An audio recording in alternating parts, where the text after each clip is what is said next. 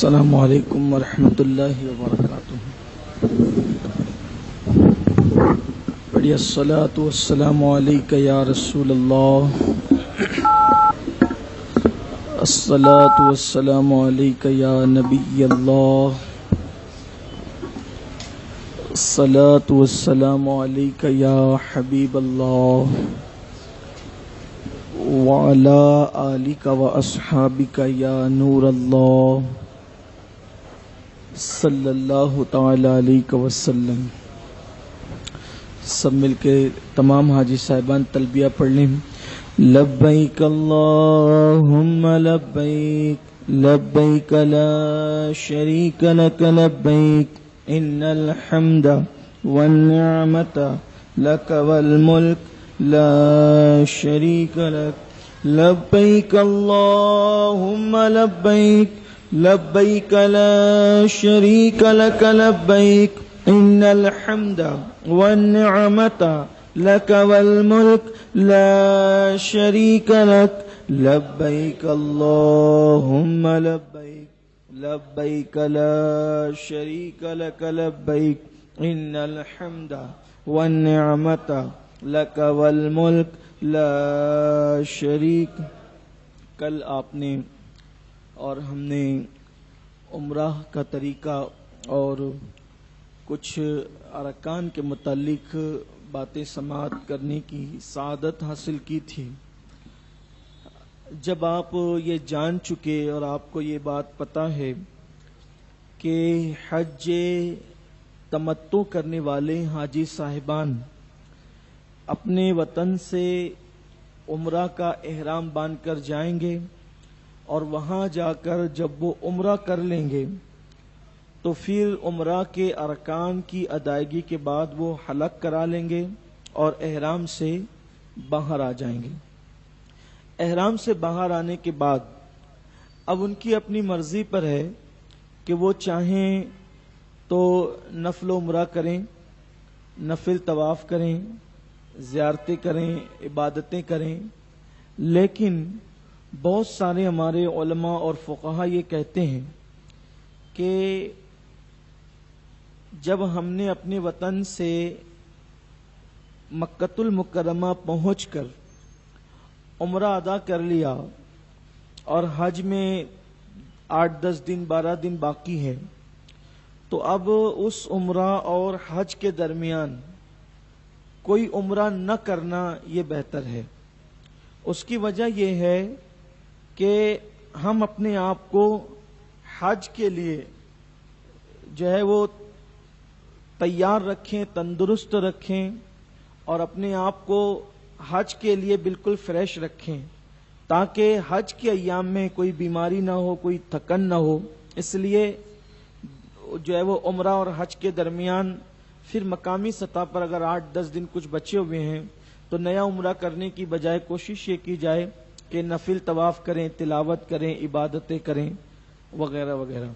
اور اگر کوئی بندہ جوان ہے، اس کو ایسا لگتا ہے کہ عمرہ کرنے سے مجھے ارکان حج میں کوئی دقت یا کوئی تکلیف یا کوئی تکن، کوئی بیماری نہیں محسوس ہوگی، اگر وہ عمرہ کرنا چاہے تو کوئی سخت حکم نہیں ہے، اس کے اپنے ذوق اور شوق پہ بات ہے. لیکن بہتر یہ ہے کہ عمرہ اس درمیان بیچ میں نہ کریں. اب آپ مکۃ المکرمہ میں ہے، وہاں کی ایک نیکی 1,00,000 نیکی کے برابر ہے، لیکن وہاں کا ایک گناہ 1,00,000 گناہ کے برابر بھی ہے. حالانکہ بہت سارے لوگ جاتے ہیں حج کے لیے لیکن وہاں سے لوگ شیطان کے بہکاوے میں آ کے فضول کاموں میں لگے رہتے ہیں. لوگ فون پہ اتنی لمبی لمبی باتیں کر رہے ہوتے ہیں، ابھی یہ ہوا، ابھی وہ ہوا، پھر وہ جھوٹ بھی بول رہے ہوتے ہیں. اب سوچئے کہ آپ ہندوستان میں اگر ایک جھوٹ بولیں تو آپ کا 1 گناہ لکھا جائے گا، لیکن اگر آپ مکے میں ایک جھوٹ بولیں تو آپ کا 1,00,000 گناہ لکھا جائے گا. تو ہم اپنے آپ کو وہاں جنتی بنانے کے لیے گئے ہیں یا جہنمی بنانے کے لیے گئے یہ بھی. پھر اس کے بعد وہاں کچھ لوگوں کا ایک اپنا معمول ہو جاتا ہے کہ وہ وہاں پر بیٹھ کر کے جو ہے وہ گروپ بنا کر بیٹھے ہوتے ہیں، بیڑی سگریٹ پی رہے ہوتے ہیں، بات چیت کر رہے ہوتے ہیں. یعنی ایسا لگتا ہے کہ جیسے ان کو بات کرنے کا بھرپور موقع اگر ملا ہے تو وہ مکۃ المکرمہ میں ملا ہے.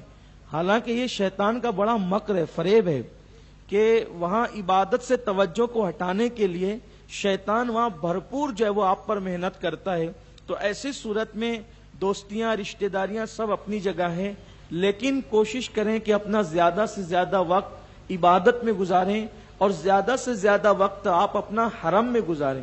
کیونکہ ہم یہاں سے حرم دیکھنے کے کتنے شوقین ہوتے ہیں، لیکن وہاں جانے کے بعد شیطان ایسی سستی دلاتا ہے کہ لوگ رات و دن سونے میں گزارتے ہیں. کچھ لوگ وہاں فلمیں بھی دیکھتے ہیں. اللہ رحم و کرم فرمائے. اور اب تو واٹس ایپ کا اور انٹرنیٹ کا دور ہے. اللہ تعالیٰ سب کی حفاظت فرمائے اور زیادہ سے زیادہ وقت اللہ ہمیں حرم میں گزارنے کی توفیق عطا فرمائے، کیونکہ زندگی میں یہ لمحے بار بار نہیں آتے. یہ غنیمت کا موقع ہے، بہت عبادت کرنا چاہیے. محترم حاجی صاحبان، اب ہمیں انتظار ہے حج کے ایام کا. عام طور پر اگر آپ وہاں پر موجود ہیں تو ایسی صورت میں میرا مشورہ یہ ہے کہ آپ 5 ذی الحجہ کو یا 6 ذی الحجہ کو پھر غسل کر کے، احرام کی نیت سے غسل کر کے 6 تک تو آپ کو احرام 5 یا 6 کو باندھ لینا چاہیے. اس کی وجہ بھی آپ کو آگے سمجھ میں آئے گی. حالانکہ آپ 8 تاریخ کی صبح تک باندھ سکتے ہیں، 7 تاریخ کی رات تک باندھ سکتے ہیں، اجازت ہے. لیکن 5 یا 6 کا مشورہ آپ کو اس لیے دیا جا رہا ہے کہ آپ جیسے آپ نے غسل کیا تھا احرام سے پہلے ویسے ہی آپ غسل کریں گے، خوب مل کر کے نہائیں گے. اگر جسم پر غیر ضروری بال پھر آ گئے ہیں تو اس کو نکال لیں گے، ناخن کاٹ لیں گے. حالانکہ وہ ذی الحجہ کا مہینہ شروع ہو چکا ہوگا اور آپ یہ مسئلہ ہندوستان میں سنتے رہتے ہیں کہ ذی الحجہ کا چاند دکھنے کے بعد ناخن نہیں کاٹنا چاہیے، جو وہ بال وغیرہ نہیں نکالنا چاہیے. یہ ان لوگوں کے لیے ہے جو حج کے لیے نہیں گئے ہیں، ان کے لیے. کیونکہ ہم قربانی کرتے ہیں تو قربانی کرنے والے کے لیے بھی اور جو قربانی نہیں کرتے ان کے لیے بھی سنت یہ ہے کہ چاند دکھنے سے لے کے قربانی کرنے تک قربانی کرنے والوں کے لیے، اور چاند دکھنے سے لے کر عید کی نماز پڑھنے تک قربانی نہیں کرنے والوں کے لیے ناخن وغیرہ کاٹنے کی اجازت نہیں ہے. لیکن وہاں پر آپ کو اس کی اجازت ہوگی احرام باندھنے سے پہلے، کیونکہ یہ وہاں کے لیے سنت ہے. تو ایسی صورت میں آپ نہا لیں. اس کے بعد آپ اپنے کمرے پر ہی آپ کو عمرہ کا احرام باندھنے کے لیے یا مسجد عائشہ جانا ہوتا ہے یا جیرانہ جانا ہوتا ہے، لیکن حج کا احرام باندھنے کے لیے آپ کو حدود حرم سے باہر کہیں جانے کی ضرورت نہیں ہے. آپ اپنے کمرے پر ہی وہ احرام کی چادریں باندھ سکتے ہیں، جیسا کہ کل میں نے آپ کو بتایا تھا. اب ایک مرتبہ پھر یاد دہانی کے لیے اور آپ کے ذہن میں تازہ ہو جائے، پھر میں آپ کو احرام باندھ کر کے بتاتا ہوں، تاکہ جو لوگوں نے شاید وہ منظر کل نہیں دیکھا تھا وہ آج پھر دیکھ لیں، ان کے ذہن میں پھر تازہ ہو جائے اور ان کو احرام باندھنے کا طریقہ ایک مرتبہ پھر ان کے ذہن کے اندر آ جائے. اور وہ کوئی مشکل نہیں ہے، میں نے کل آپ کو بتایا تھا، بہت آسان ہے. اس طریقے سے احرام باندھے.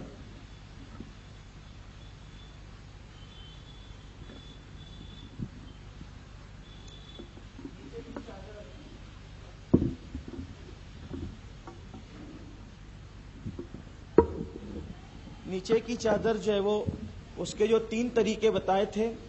ایک طریقہ تو وہی جو ہم اپنی لنگی باندھتے ہیں اس طرح سے، اور دوسرا طریقہ یہ کہ دایاں حصہ جو ہے اس طرف بڑا کر لیں، بایاں حصہ یہ چھوٹا، اور اس کو اس طریقے سے کر کے اپنی سہولت کے مطابق اپنے جسم کے جو ہے وہ حجم کے مطابق آپ اس کو اس طریقے سے جو ہے وہ پلٹ دیں اور پھر اس پہ جو ہے وہ بیلٹ لگا لیں. وہ جو دوسرا طریقہ بتایا تھا وہ یہ کہ دونوں کنارے ملا کر کے، جس میں ستر پوشی زیادہ ہیں، دونوں کنارے اس طریقے سے ملا لیں آپ. اور میری گزارش ہوگی کہ آپ اپنے گھر جا کر یعنی کہ سفر شروع کرنے سے پہلے بھی گھر میں اس کی 1-2 مرتبہ پریکٹس کر لیں کہ آپ کس طریقے سے اس کو باندھیں گے.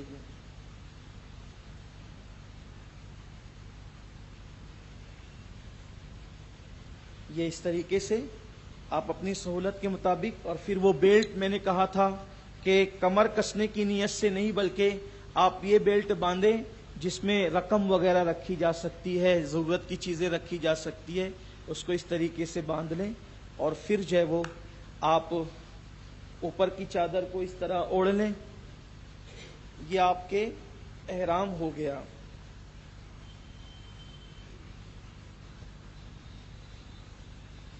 یہ آپ کا احرام ہو گیا. ٹھیک ہے. اس طرح سے اب آپ نے احرام باندھ لیا. وہ میں آپ کو امامہ بھی اتار اس لیے دیتا ہوں تاکہ کسی کو مغالطہ نہ رہے کہ بھئی انہوں نے تو امامہ وہاں پہنا تھا. کچھ لوگ جو ہے وہ مغالطے پڑ جاتے ہیں، تو آپ کو سر بھی کھلا کر لینا ہے. ٹھیک ہے. اب چونکہ آپ نے اپنے کمرے پر یہ چادریں اوڑھ لی، اب آپ یہ چادریں اوڑھ کر حرم شریف چلے جائیں. اگر ممکن ہو تو حرم شریف چلے جائیں، بلکہ جائیں. 5 یا 6 تاریخ کو احرام باندھنے کے لیے اسی لیے کہتا ہوں کہ اس دن آپ کو حرم جانے میں آسانی ہوگی، اور 7 تاریخ کے مقابل میں آپ کو بھیڑ کچھ کم ہوگی. حالانکہ بھیڑ اب کبھی کم نہیں رہتی ہے، سال بھر تو بھیڑ رہتی ہے، اور حج کے ایام میں تو پورا مطاف کھچا کھچ ہو جاتا ہے. ویسے آپ کے لیے مشورہ یہ ہے کہ اگر آپ چاہتے ہیں کہ حرم میں آپ کو لوگ کم ملے، یعنی اور وقت کے مقابلے میں جو لوگ کم ہوتے ہیں وہ وقت ہوتا ہے اشراق کا، کیونکہ اکثر لوگ تہجد کے لیے حرم میں آتے ہیں اور پھر وہ فجر پڑھ کر جاتے ہیں، اور اکثر لوگ جو ہے وہ فجر کی نماز کے بعد طواف کرتے ہیں اور طواف کر کے اشراق کے وقت تک نکلتے ہیں، اور پھر وہ 11 بجے سے پہلے تک، یعنی یہ سمجھ لیں کہ 6 بجے 6:30 بجے سے لے کر 11 بجے تک حرم کچھ اور وقتوں کے مقابلے میں خالی ہوتا ہے. تو اشراق پڑھ کر جو لوگ آرام کے لیے نکلتے ہیں، اگر آپ فجر کی نماز کے وقت چلے جائیں تو آپ کو ایسی صورت میں حرم کچھ خالی مل جائے گا انشاءاللہ. یا پھر رات میں 12 بجے سے لے کر تہجد سے پہلے تک تھوڑا سا کم، یعنی کہ لوگوں کا رش کم ہو جاتا ہے. یہ 2 ٹائم ہے، اس ٹائم کو آپ پکڑیں گے تو آپ کے لیے آسانی رہے گی. اب آپ یہ چادریں اوڑھ کر کے حرم میں پہنچے. حرم میں پہنچنے کے بعد آپ 2 رکعت نماز نفل پڑھیں گے، جیسے ہم نے آپ کو بتایا تھا ایئرپورٹ پر کہ اس طریقے سے آپ سر پہ چادر اوڑھ کر پھر جو ہے وہ 2 رکعت نماز نفل ادا کریں، اور مکروہ وقت نہیں ہو تو نفل پڑھ کر سورہ فاتحہ کے بعد پہلی رکعت میں قل یا ایھا الکافرون اور دوسری رکعت میں قل ھو اللہ. یہ آپ احرام کی نیت سے 2 رکعت نماز پڑھیں. خواتین کے لیے بھی یہی ہے. خواتین کے لیے جیسا کہ کل ہم نے مسئلہ بتایا تھا کہ معمول کے کپڑے میں عورتیں حج کا احرام اس کی نیت کر سکتی ہیں، لیکن وہ جو احرام کے نام سے جو اسکارف وغیرہ یا رومالی وغیرہ جو ملتی ہے وہ اس کو باندھ لیں، اور 2 رکعت نماز عورتیں بھی احرام کی نیت سے جو ہے وہ پڑھیں. اور جب احرام کی نیت سے آپ پڑھ لیں تو مرد حضرات سر سے چادر اتار کر پھر اس کے بعد حج کی نیت کریں، اور عورتیں بھی جو ہے وہ سر پر جو وہ اسکارف وغیرہ باندھا ہے وہ باندھے ہوئے ہی، کیونکہ ان کو تو سر کھلا رکھنا کسی حالت میں جائز نہیں ہے، احرام کی حالت میں تو اور بڑا گناہ ہے. تو لیکن مردوں کے لیے سر سے جو ہے وہ ٹوپی، رومال، چادر وغیرہ سب ہٹا کر سر کھلا کرنا ہوتا ہے، اور اس کے بعد پھر آپ حج کی نیت کریں گے. یہ حرم میں کریں گے. اللہم انی ارید الحج فیسرہ لی وتقبلہ منی. آپ نے حج کی نیت کی، اے اللہ میں نے حج کی نیت کی، تو اس کو میرے لیے آسان فرما اور میری طرف سے قبول فرما. اور اگر زبان سے نیت نہیں کر سکتے تو دل میں کہ اللہ پاک میں تیرے لیے حج کی نیت کرتا ہوں اور اس کو میرے لیے آسان کر دے، اور میری طرف سے اس حج کو اپنی بارگاہ میں قبولیت کا شرف عطا فرما دے. آپ دل میں اس کی نیت کریں گے، اور نیت کرنے کے بعد پھر آپ بلند آواز سے لبیک پڑھیں گے، جیسے آپ نے کل پڑھی تھی، ابھی آپ نے پڑھی. ذرا سب مل کر کے بلند آواز سے، کیونکہ پڑھیں گے تو یاد ہو جائے گا. سب خواتین و حضرات سب مل کر پڑھیں. آپ سن رہے ہیں توحید نیٹ ورک اسلامک آواز، توحید network international Islamic YouTube channel. لک والملک لا شریک لک لبیک اللہم لبیک لبیک لا شریک لک لبیک ان الحمد والنعمت لک والملک لا شریک لک لبیک اللہم لبیک لبیک لا شریک لک لبیک ان الحمد والنعمت لک والملک لا شریک لک. بار بار لبیک پڑھیں، انشاءاللہ اس کی برکتیں نصیب ہوگی. آئیے ایک بار پھر پڑھتے ہیں. لبیک اللہم لبیک لبیک لا شریک لک لبیک ان الحمد والنعمت لک والملک لا شریک لک. لبیک اللہم لبیک لبیک لا شریک لک لبیک ان الحمد والنعمت لک والملک لا شریک لک. لبیک اللہم لبیک لبیک لا شریک لک لبیک ان الحمد والنعمت لک والملک لا شریک لک. آپ لبیک پڑھیں گے. لبیک پڑھی، حج کی نیت کی. اب آپ پر احرام کی وہ ساری پابندیاں لوٹ آ گئی جو آپ پر، جو کل ہم نے آپ کو بتائی تھی کہ احرام کی حالت میں کون کون سی چیزیں ناجائز و حرام ہے. کل آپ اس کو سن چکے ہیں. اب آپ پر احرام کی پابندیاں آ گئی ہے اور آپ نے 5 یا 6 تاریخ کو حج کا احرام باندھ لیا ہے. اب یہ احرام اس وقت تک آپ کے بدن پر رہے گا جب تک آپ قربانی کر کے حلق نہیں کروا لیتے، یعنی کہ آپ اپنے سر سے بال نہیں نکلوا لیتے، اس وقت تک یہ احرام رہے گا. ٹھیک ہے. حج جو ہے مشکل نہیں ہے. 8، 9، 10 اور 11 اور بعض مرتبہ 12، یعنی 5 دنوں کے اندر، یہ جو 5 دن ہے نا، 5 دنوں کا نام حج ہے. 5 دن میں حج ہوتا ہے اور یہی 5 دن آپ کو توجہ سے سننے ہیں. صرف ذہن میں بٹھانا ہے پہلے دن کیا کرنا ہے، دوسرے دن کیا کرنا ہے، تیسرے دن کیا کرنا ہے، چوتھے دن کیا کرنا ہے، 5ویں دن کیا کرنا ہے. ہم گھبراتے ہیں، مجھے کچھ پڑھنا نہیں آتا مولانا صاحب، کچھ پڑھنا نہیں آتا، میں کیا کروں گا وہاں. حج میں کچھ پڑھنے کی ضرورت نہیں ہے. کوئی ایسی چیز حج میں نہیں ہے جس کا پڑھنا فرض یا واجب ہو. کوئی چیز حج میں پڑھنے کی نہیں ہے. حج میں ارکان ادا کرنا ہے. اس میں آپ درود شریف پڑھیں، ربنا آتنا پڑھیں، تیسرا کلمہ پڑھیں، قرآن شریف کی تلاوت کریں. آپ کو جو آتا ہے، کچھ نہیں آتا لا الہ الا اللہ محمد رسول اللہ پڑھیں. یہ تو سب کو آتا ہے نا، کوئی ٹینشن لینے کی ضرورت نہیں ہے. بہت سارے لوگ گھبراتے ہیں کہ مولانا صاحب میں حج کو جا رہا ہوں، یا اور خواتین کہتی ہیں حج کو جا رہی ہوں، مجھے تو کچھ نہیں آتا، میں تو انگوٹھا چھاپوں، مجھے تو کچھ پڑھنا نہیں آتا. حضور علیہ السلام یہ سب جانتے ہیں. حضور جانتے تھے کہ میری امت میں کچھ بے پڑھے لکھے بھی لوگ ہوں گے. میرے آقا نے کوئی پڑھنے کی چیز رکھی نہیں، یعنی اس میں کوئی فرض واجب. دعائیں ہیں حج میں، پڑھنے کی دعائیں ہیں، لیکن کوئی ایسی دعا حج میں پڑھنے کی نہیں ہے کہ جس کو اگر ہم نے چھوڑ دیا تو ہمارے حج پر اس کا کوئی اثر پڑ سکتا ہے. ایسی کوئی بات نہیں ہے. تو اب آپ نے احرام باندھ لیا، لبیک پڑھ لی، احرام کی پابندی آپ پر عائد ہو گئی، وہی ساری چیزیں آپ پر لازم آ گئی. اب آپ کو پہلا کام یہ کرنا ہے کہ آپ کو کعبہ شریف کا طواف کرنا ہے. ٹھیک ہے، کعبۃ اللہ شریف کا طواف کرنا ہے احرام کی حالت میں. لیکن ہمارا مشورہ یہ ہے کہ کعبے کے طواف کے بعد آپ صفا مروہ کی سعی بھی آج ہی کر لیں. یعنی جس دن آپ نے احرام باندھ لیا، احرام کی نیت کر لی ہے، حج کی نیت کر لی ہے، اور ایک طواف آپ کعبے کا کریں گے اور صفا مروہ کی سعی بھی کریں گے. تو یہ جو سعی جو ہے نا، یہ سعی اس طواف کے ساتھ لازم نہیں ہے، بلکہ یہ جو سعی ہے یہ طواف زیارت جو حج کا فرض ہے یہ اس کے ساتھ لازم ہے. لیکن چونکہ آپ جو ہے وہ 3 دن تک مسلسل ارکان ادا کرتے کرتے تھک جاتے ہیں، تو اس دن بھیڑ بھی زیادہ ہوتی ہے اور سعی کرنے میں اس دن تھکن بھی لگتی ہے.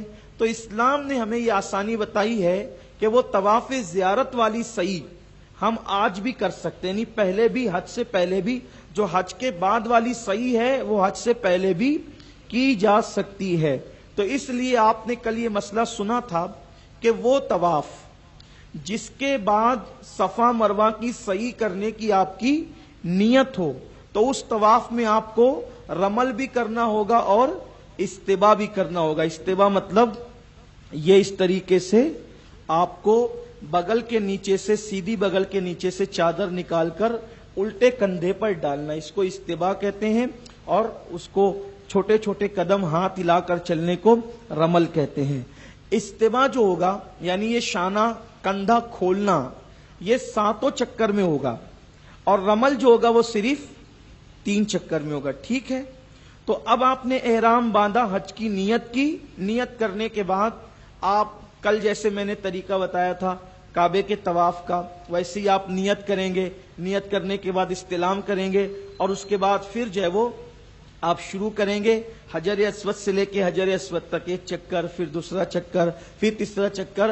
جب آپ کے 7 چکر مکمل ہو جائیں گے، پھر 8ویں مرتبہ آپ پھر استلام کریں گے۔ چکر 7 ہوں گے اور استلام حجر اسود کا 8 مرتبہ ہوگا، ٹھیک ہے؟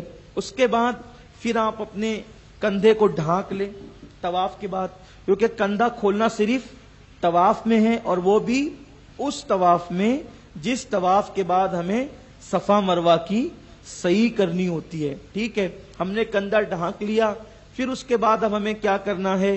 2 رکعت نماز ہم کو واجب الطواف، اگر مکروہ وقت نہیں ہے تو 2 رکعت ہمیں واجب الطواف مقام ابراہیم کے پیچھے جہاں بھی جگہ ملے 2 رکعت نماز۔ کچھ لوگ بالکل وہیں اس کے قریب، پیچھے کا مطلب کیا سمجھتے ہیں؟ بالکل وہیں، اور وہاں پڑھتے ہیں تو نماز صحیح طور پہ پڑھ نہیں پاتے، کیوں؟ کیونکہ بھیڑ ہوتی نا، ازدحام ہوتا ہے، لوگ طواف کر رہے ہوتے ہیں، وہ وہاں کھڑے ہو کر کے نماز پڑھتے ہیں، لوگ ان کو دھکا بھی دیتے ہیں، ڈکیل بھی دیتے ہیں، کچھ لوگوں کو تو نماز کی حالت میں ہی جو ہے وہ ہٹا دیا جاتا ہے، وہاں بالکل نہیں پڑھیں۔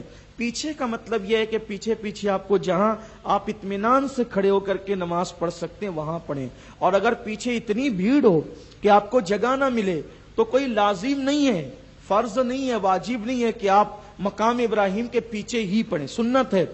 آپ کو اگر وہاں جگہ نہیں ملتی تو وہاں کی زبردستی گھسنے کی یا پریشان ہونے کی ضرورت نہیں ہے، آپ کو پورے حرم میں جہاں بھی جگہ ملے وہاں پر آپ طواف کی نماز ادا کر سکتے ہیں۔ پھر وہ دعا جو ہم نے آپ کو بتائی تھی کہ آقا علیہ السلام نے مقام ابراہیم کی جو دعا تعلیم فرمائی کہ اگر جو اس دعا کو پڑھ لے گا وہ نہ چاہے بھی تو اللہ اسے مالا مال کر دے گا، دولت مند کر دے گا۔ اللہم انک تعلم السر وعلانیتی، کل پوری دعا میں نے آپ کو پڑھ کے سنائی، وہ دعا اگر آپ چاہیں تو پڑھیں، اگر بغیر دیکھے نہیں پڑھ سکتے دیکھ کر کے پڑھیں، اس کی برکتیں حاصل کریں۔ پھر اس کے بعد دعا کریں، خوب کثرت سے دعا کریں، گڑ گڑا کر دعا کریں کہ دعا کی قبولیت کا وقت ہے۔ پھر اس کے بعد زمزم پی لیں، جیسے کہ کل آپ نے سنا، زمزم پینے کے بعد پھر آپ جائیں اور صفا مروہ کی سعی کریں۔ سعی کرنے کا طریقہ وہی ہے جو کل ہم نے آپ کو بتایا تھا، صفا سے لے کے مروہ تک پہلا چکر، مروہ سے لے کے صفا تک دوسرا چکر، اس طریقے سے میلین اخضرین جو ہرے رنگ کی لائٹ ہوتی ہے، ہرے رنگ سے ہرے رنگ کی لائٹ تک کے دوڑنا ہے مردوں کے لیے، عورتوں کو تھوڑا سا معمول سے ہٹ کر تیز چلنا ہے، یہ سنت ہے، اور وہاں دعا کی قبولیت کا وقت ہوتا ہے۔ اور جب صحیح کریں، ایک بات اور مسئلہ آپ کو بتا دیتا ہوں آسانی کے لیے، طواف کے لیے وضو لازمی ہے، بغیر وضو کے طواف نہیں ہوگا۔ ایک بات، کبھی ایسا بھی ہو سکتا ہے کہ طواف کرتے کرتے کہ اچانک استنجا کی حاجت ہو گئی یا وضو ہی ٹوٹ گیا، تو ایسی صورت میں کیا کریں؟ ایسی صورت میں یہ کریں کہ اگر وضو ٹوٹ گیا تو جہاں اپنے طواف کا جو چکر چھوڑا تھا وہیں سے چلے جائیں، وضو کر لیں، یا استنجا لگی ہو تو وہاں سے چلے جائیں، وضو کر لیں۔ وضو کرنے کے بعد جب آپ آئیں، اگر آپ نے 4 چکر کر لیے تھے تو وضو کرنے کے بعد جب آپ آئیں گے تو پھر نئے سرے سے طواف شروع نہیں کریں گے، بلکہ استلام کر کے نیا چکر، نیا طواف نہیں بلکہ نیا چکر کریں گے استلام کر کے۔ اب جو آپ کا چکر ہوگا وہ 5واں، 6واں اور 7واں ہوگا۔ اور اگر آپ نے 4 چکر سے کم کیے تھے، 2 کیے تھے یا 3 کیے تھے یا 1 کیے تھے، وضو ٹوٹ گیا یا استنجا کی حاجت ہو گئی، اب آپ وضو کر کے آئیں گے تو افضل یہ ہے کہ آپ طواف نئے سرے سے کریں، اور اگر آپ اسی کو کنٹینیو کرنا چاہتے ہیں تو بھی کر سکتے ہیں، لیکن افضل یہ ہے کہ آپ جو ہے وہ اگر 4 چکر سے کم ہوا تھا تو ایسی صورت میں نیا طواف کریں، اور 4 ہو گیا تھا یا 4 سے زیادہ ہوا تھا تو اسی کو آپ کنٹینیو کر سکتے ہیں۔ تو طواف کے لیے وضو لازمی ہے، لیکن سعی کے لیے وضو لازمی نہیں ہے بلکہ مستحب ہے اور افضل ہے. یعنی اگر اللہ نہ کرے کسی کا وضو ٹوٹ گیا، اور چونکہ وضو خانہ بہت دور ہوتا ہے، بلکہ اب ایسا ہو گیا ہے کہ حرم میں کچھ مقامات پر ان لوگوں نے وضو خانے، صرف وضو خانے بنا دیے، لیکن اگر استنجا کی حاجت ہو تو مکمل حرم سے نکل کر پھر وہاں تک جانے آنے میں 20-25 منٹ تو لگ ہی جاتا ہے. تو لیکن اگر وضو کرنا چاہیں تو جگہ جگہ پر اب ان لوگوں نے وضو خانے بنا دیے ہیں اور وہاں پر آپ وضو کر سکتے ہیں. پہلے یہ تھا کہ حرم سے باہر نکل کے وضو کے لیے بھی جانا پڑتا تھا، اب الحمدللہ سہولت پر سہولت ہوتی جا رہی ہے. تو مستحب ہے کہ مستحب ہے کہ وضو کے ساتھ صحیح کریں، لیکن اگر وضو ٹوٹ گیا ہے تو بغیر وضو کے بھی صحیح کی جا سکتی ہے، لیکن افضل یہ ہے کہ وضو کے ساتھ کریں، اس کی برکتیں اور اس کا اجر زیادہ ہیں. تو آپ صفا سے مروہ، مروہ سے صفا، پھر آپ کا 7واں چکر مروہ پر پورا ہو جائے گا. لیکن کل آپ نے کیا سنا تھا کہ جب 7واں چکر آپ کا مروہ پہ پورا ہو گیا تو آپ نے کیا کیا تھا؟ حلق کرایا تھا. لیکن آپ کو آج حلق نہیں کرانا ہے. کیوں؟ کیونکہ آپ نے حج کا احرام باندھا ہے. آپ نے حج کا احرام باندھا ہے تو اور یہ اب آپ کے حج کے ارکان شروع ہو چکے ہیں. تو اب آپ نے جو ہے وہ یہ کر لیا، اب آپ کو طواف زیارت کے ساتھ صحیح کرنے کی ضرورت نہیں ہے. لیکن وہ لوگ جن لوگوں نے احرام باندھنے کے بعد نفلی طواف کیا اور انہوں نے صحیح نہیں کی تو ان کو طواف زیارت کے ساتھ صحیح کرنا لازمی ہے. ٹھیک ہے. اب جو لوگ احرام باندھنے کے بعد اگر صرف طواف کرنا چاہتے ہیں تو وہ حضرات رمل اور استباء نہیں کریں گے. احرام کی حالت میں بھی یعنی اس طریقے سے کپڑا نکال کے وہ کندھے پہ ڈال کر نہیں کریں گے، کیونکہ اگر ان کو صحیح نہیں کرنا ہے تو ایسی صورت میں وہ اسی طریقے سے کندھے ڈھک کر کے طواف کریں گے. ٹھیک ہے. طواف ہو گیا، صحیح ہو گئی. اب آپ کا انتظار ہے حج کے ایام کا. اب آپ نے 5 کو باندھا تو 7 کی رات تک، یا آپ نے 6 کو باندھا تو 7 کی رات تک اب آپ کو کوئی رکن ادا کرنا نہیں ہے. اگر اللہ آپ کو توفیق دے آپ نفل طواف کریں، نفلی نماز پڑھیں، تلاوت کریں، درود شریف پڑھیں. حرم میں نفل نماز پڑھنے سے زیادہ نفل طواف کو اہمیت ہے، کیونکہ ہم نفل نماز تو کہیں بھی پڑھ سکتے ہیں لیکن طواف صرف ہمیں حرم میں نصیب ہوتا ہے، اس لیے وہاں نفل نماز سے زیادہ طواف کرنے پر توجہ دیں، اس کی بڑی برکتیں ہیں. اب 7 ذی الحجہ آ گئی تو عام طور پر ٹور والے اور کمیٹی والے یہی کرتے ہیں کہ حاجیوں کی سہولت کے لیے وہ 7 کی رات میں ہی ان کو منا لے کر چلے جاتے ہیں. حالانکہ سنت کیا ہے؟ سنت یہ ہے کہ حج 8 ذی الحجہ سے شروع ہوتا ہے.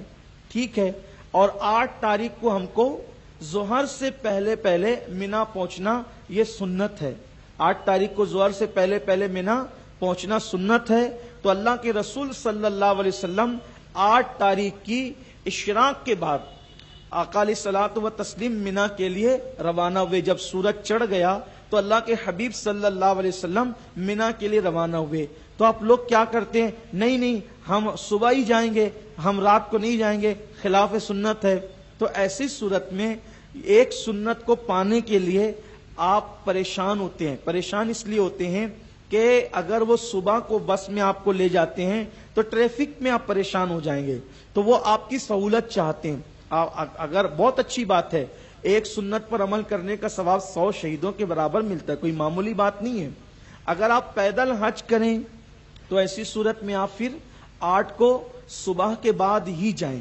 بلکہ عزیزیہ میں جو رکتے ہیں ان کے لیے تو آسانی ہے. ٹور والے بھی عام طور پہ جو حج کے ایام ہیں وہ ایام میں وہ لوگ بہت سارے ٹور والے ان کو عزیزیہ میں ہی روکتے ہیں.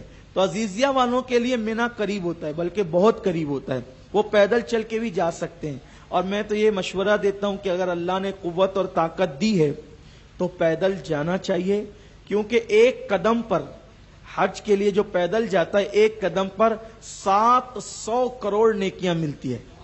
کتنی؟ 700 کروڑ نیکیاں. الحمدللہ تحدیث نعمت کے لیے جب میں حج کے لیے گیا تھا تو اس وقت میری عمر 20 سال کی تھی اور الحمدللہ تعالی ہم نے پیدل ہی حج کیا تھا. اور یہ میری خوش نصیبی تھی کہ حج کی سعادت بڑے بڑے بزرگوں کے ساتھ جو ہے وہ اللہ تعالیٰ نے نصیب فرمائی. جس قافلے میں شریک تھا اس میں حضور مفکر اسلام علامہ قمرالزمان خان صاحب اعظمی بھی تھے، حضور امیر سنی دعوت اسلامی بھی تھے، بلبل باغ مدینہ قاری رضوان خان صاحب بھی تھے، جس ٹور میں تھا اس ٹور میں غازی ملت سید ہاشمی میاں صاحب بھی تھے، قائد ملت سید محمود اشرف صاحب بھی تھے، یعنی کہ ایک وہ بڑے بڑے علماء اور بزرگوں کے ساتھ اللہ تعالیٰ نے یہ شرف نصیب فرمایا۔ ویسے تو شرف تو سبھی کو نصیب ہوتا ہے، کیونکہ مینا میں جا کر ہم کسی سے ملے نہ ملے، اس مینا کے اندر تو سارے حاجی ایک ساتھ جمع ہو ہی جاتے ہیں، بلکہ حاجی تو حاجی ہے، روایتوں میں یہاں تک آتا ہے کہ انبیاء کرام بھی ہوتے ہیں، انبیاء کرام بھی ہوتے ہیں، بلکہ ہمارے بعض صوفیاء کرام نے فرمایا کہ اللہ کے رسول صلی اللہ علیہ وسلم خود ہر سال حج میں موجود ہوتے ہیں۔ ہمارے بعض صوفیاء کرام نے فرمایا کہ ہر سال جو ہے وہ آقا کریم علیہ السلام خود ہوتے ہیں، بلکہ دو انبیاء کرام جو اللہ تبارک و تعالیٰ کے پیغمبر ہیں وہ بھی وہاں پر تو ہر سال آتے ہی ہے، جیسے حضرت سیدنا خضر علیہ السلام۔ یہ حضرت خضر علیہ السلام کا تو کاروبار ہی یہ ہے کہ وہ مینا میں جانور بیچتے ہیں، اور ایک یعنی کہ اس دن جانور بیچ کر وہ اتنا کما لیتے ہیں کہ ان کو سال بھر تک کے وہ رقم کام آتی ہے، یعنی سال بھر وہ کوئی کاروبار نہیں کرتے حضرت خضر، بس وہ جانور قربانی کے بیچتے ہیں حاجیوں کو، اور اسی میں اللہ ان کو اتنا دے دیتا ہے کہ ان کو وہ سال بھر کام آتی ہے۔ بعض بزرگوں نے یہ بھی فرمایا ہے۔ اور حضرت سیدنا الیاس علیہ السلام، حضرت سیدنا ادریس علیہ السلام، حضرت سیدنا عیسیٰ علیہ السلام اور ہمارے آقا، اور بھی بلکہ بعض بزرگوں نے تو کہا کہ جتنے انبیاء ہیں وہ سب حج میں شریک رہتے ہیں، اس لیے کہ انبیاء کرام کا زندہ ہونا، ان کا قبروں میں نمازیں پڑھنا، ان کا جو ہے وہ لوگوں سے ملاقاتیں کرنا، یہ سب روایتوں سے ثابت ہے۔ اور پھر اولیاء کرام، بڑے بڑے اولیاء کرام، ایک بات اسی لیے قرآن کیا کہتا ہے، ولا رفسا ولا فسقا ولا جدالا فی الحج، کہ حج میں فحش بات نہیں، لڑائی جھگڑا نہیں، آپ کسی حاجی سے نہ الجھیں، آپ کسی حاجی سے جھگڑا نہیں کریں۔ ممکن ہے جس سے آپ جھگڑا کر رہے وہی اللہ کا بہت بڑا ولی ہو، تو آپ کی بننے کے بجائے تو بگڑ جائے گی نا، آپ کو کیا پتا، کسی کی پیشانی پہ تھوڑی لکھا ہوتا ہے کہ یہ اللہ کا ولی ہے، تو اس لیے وہاں جھگڑا فساد نہیں کریں۔ غصہ بہت آتا ہے، شیطان بہکاتا ہے، رگوں میں خون کے ساتھ دوڑتا ہے شیطان، اس سے لڑ، اس سے بھیڑ، یہ کر وہ کر، تو یہ سارے معاملات اور مسائل ہوتے ہیں، لیکن ہمیں بہت صبر کرنا ہے۔ مقبول حج کی نشانی یہ ہے کہ اس میں آپ نے کوئی فحش بات نہیں کی، کسی کو گالی گلوچ نہیں کی، کسی سے لڑائی جھگڑا نہیں کی، ان ساری چیزوں کا آپ خیال کریں۔ تو بہت سارے لوگ تو ٹور والے سے لڑنے لگتے ہیں، کھانے کے معاملے کو لے کر، انتظامی معاملے کو لے کر، اور کچھ لوگ کمیٹی والوں سے لڑنے لگتے ہیں، کس بنیاد پہ، ہم کو کھانا نہیں ملا۔ ارے اللہ کے بندے، ہندوستان میں 4 لوگوں تو خود کھلاتا ہے، اور وہاں تو کھانے کے لیے لڑ رہا ہے۔ اور پھر ایک چیز یہ بھی ہے، بزرگوں نے فرمایا ایام الحج میں کم سے کم کھاؤ، وہاں کم کھانے کی برکتیں، کیونکہ پیٹ خالی رہے گا تو اللہ کا نور پیٹ میں اترے گا اور سستی نہیں ہوگی۔ ویسے بھی وہاں کم کھانے کے لیے ہے، لیکن لوگ پتہ نہیں، وہاں ایسا لگتا ہے کہ لوگوں کے ذوق کو دیکھ کر یوں لگتا ہے جیسے بیچارہ یہ مینا میں آج صرف کھانے کے لیے تشریف لائے ہیں، ایسا لوگوں کو لگتا ہے۔ اللہ کے لیے ایسا نہیں کریں، بہت صبر سے کام لیں۔ آپ حج کے لیے آئیں، اس کی برکتیں مکمل اٹھانے کی کوشش کریں۔ تو اگر 7 تاریخ کو رات میں ٹور والے یا کمیٹی والے لے جاتے ہیں اور آپ کو پیدل نہیں جانا ہے، تو ایسی صورت میں آپ ان کے ساتھ بس میں بیٹھ کر چلے جائیں، کوئی حرج نہیں ہے۔ اور اگر آپ پیدل جانا چاہتے ہیں تو آپ صبح کو نکلیں۔ پیدل جانے والوں کے لیے کچھ ضروری ہدایات۔ نمبر 1 کہ آپ کا جو معلم ہے اس معلم کا نمبر آپ معلوم کر لیں، خیمہ نمبر، کیونکہ سارے خیمے جو ہوتے ہیں وہ سب ایک جیسے ہوتے ہیں، ہم کو پتہ نہیں چلتا ہے۔ تو ایسی صورت میں معلم کے جو لوگ ہیں ان کا فون نمبر، خیمے کا نمبر، وہ سب آپ سیریل نمبر لے کر کے پھر پیدل جائیں، ورنہ پتہ چلا کہ آپ بھٹکتے رہیں گے، پریشان ہوتے رہیں گے، اس لیے ان چیزوں کا خیال کریں۔ بہرحال آپ کو ظہر سے پہلے پہنچ جانا ہے مینا میں۔ 8 تاریخ آج حج کا پہلا دن ہے، اب یہاں سے خاص توجہ، آج حج کا پہلا دن ہے۔ اور ایک بات وضاحت کے لیے، جو خواتین اگر جو ہے وہ مجبوری کے ایام سے گزر رہی ہو، یعنی وہ ناپاک ہو گئی ہو، تو ایسی صورت میں عورتیں اسی حالت میں وضو کر کے حج کے سارے ارکان ادا کر سکتی ہے۔ نماز کے سوا، کیونکہ اس کو نماز پڑھنا معاف ہے ان دنوں میں، تو وہ نماز نہ پڑھے، باقی وہ سارے ارکان ادا کرے گی۔ البتہ اگر وہ انہی ایام میں ناپاک ہو گئی ہے تو وہ وضو کر کے احرام باندھ لے حج کا، لیکن حرم میں نہ جائے، طواف نہ کرے، بلکہ وہ اپنے روم سے ہی منا کے لیے روانہ ہو جائے۔ اسی حالت میں حج کرنا جائز ہے، اور عورتیں حج سے نہ رکیں، مایوس نہ ہو، سارے ارکان، نماز اور طواف کے علاوہ اس کو سارے ارکان کرنے کی اجازت ہے۔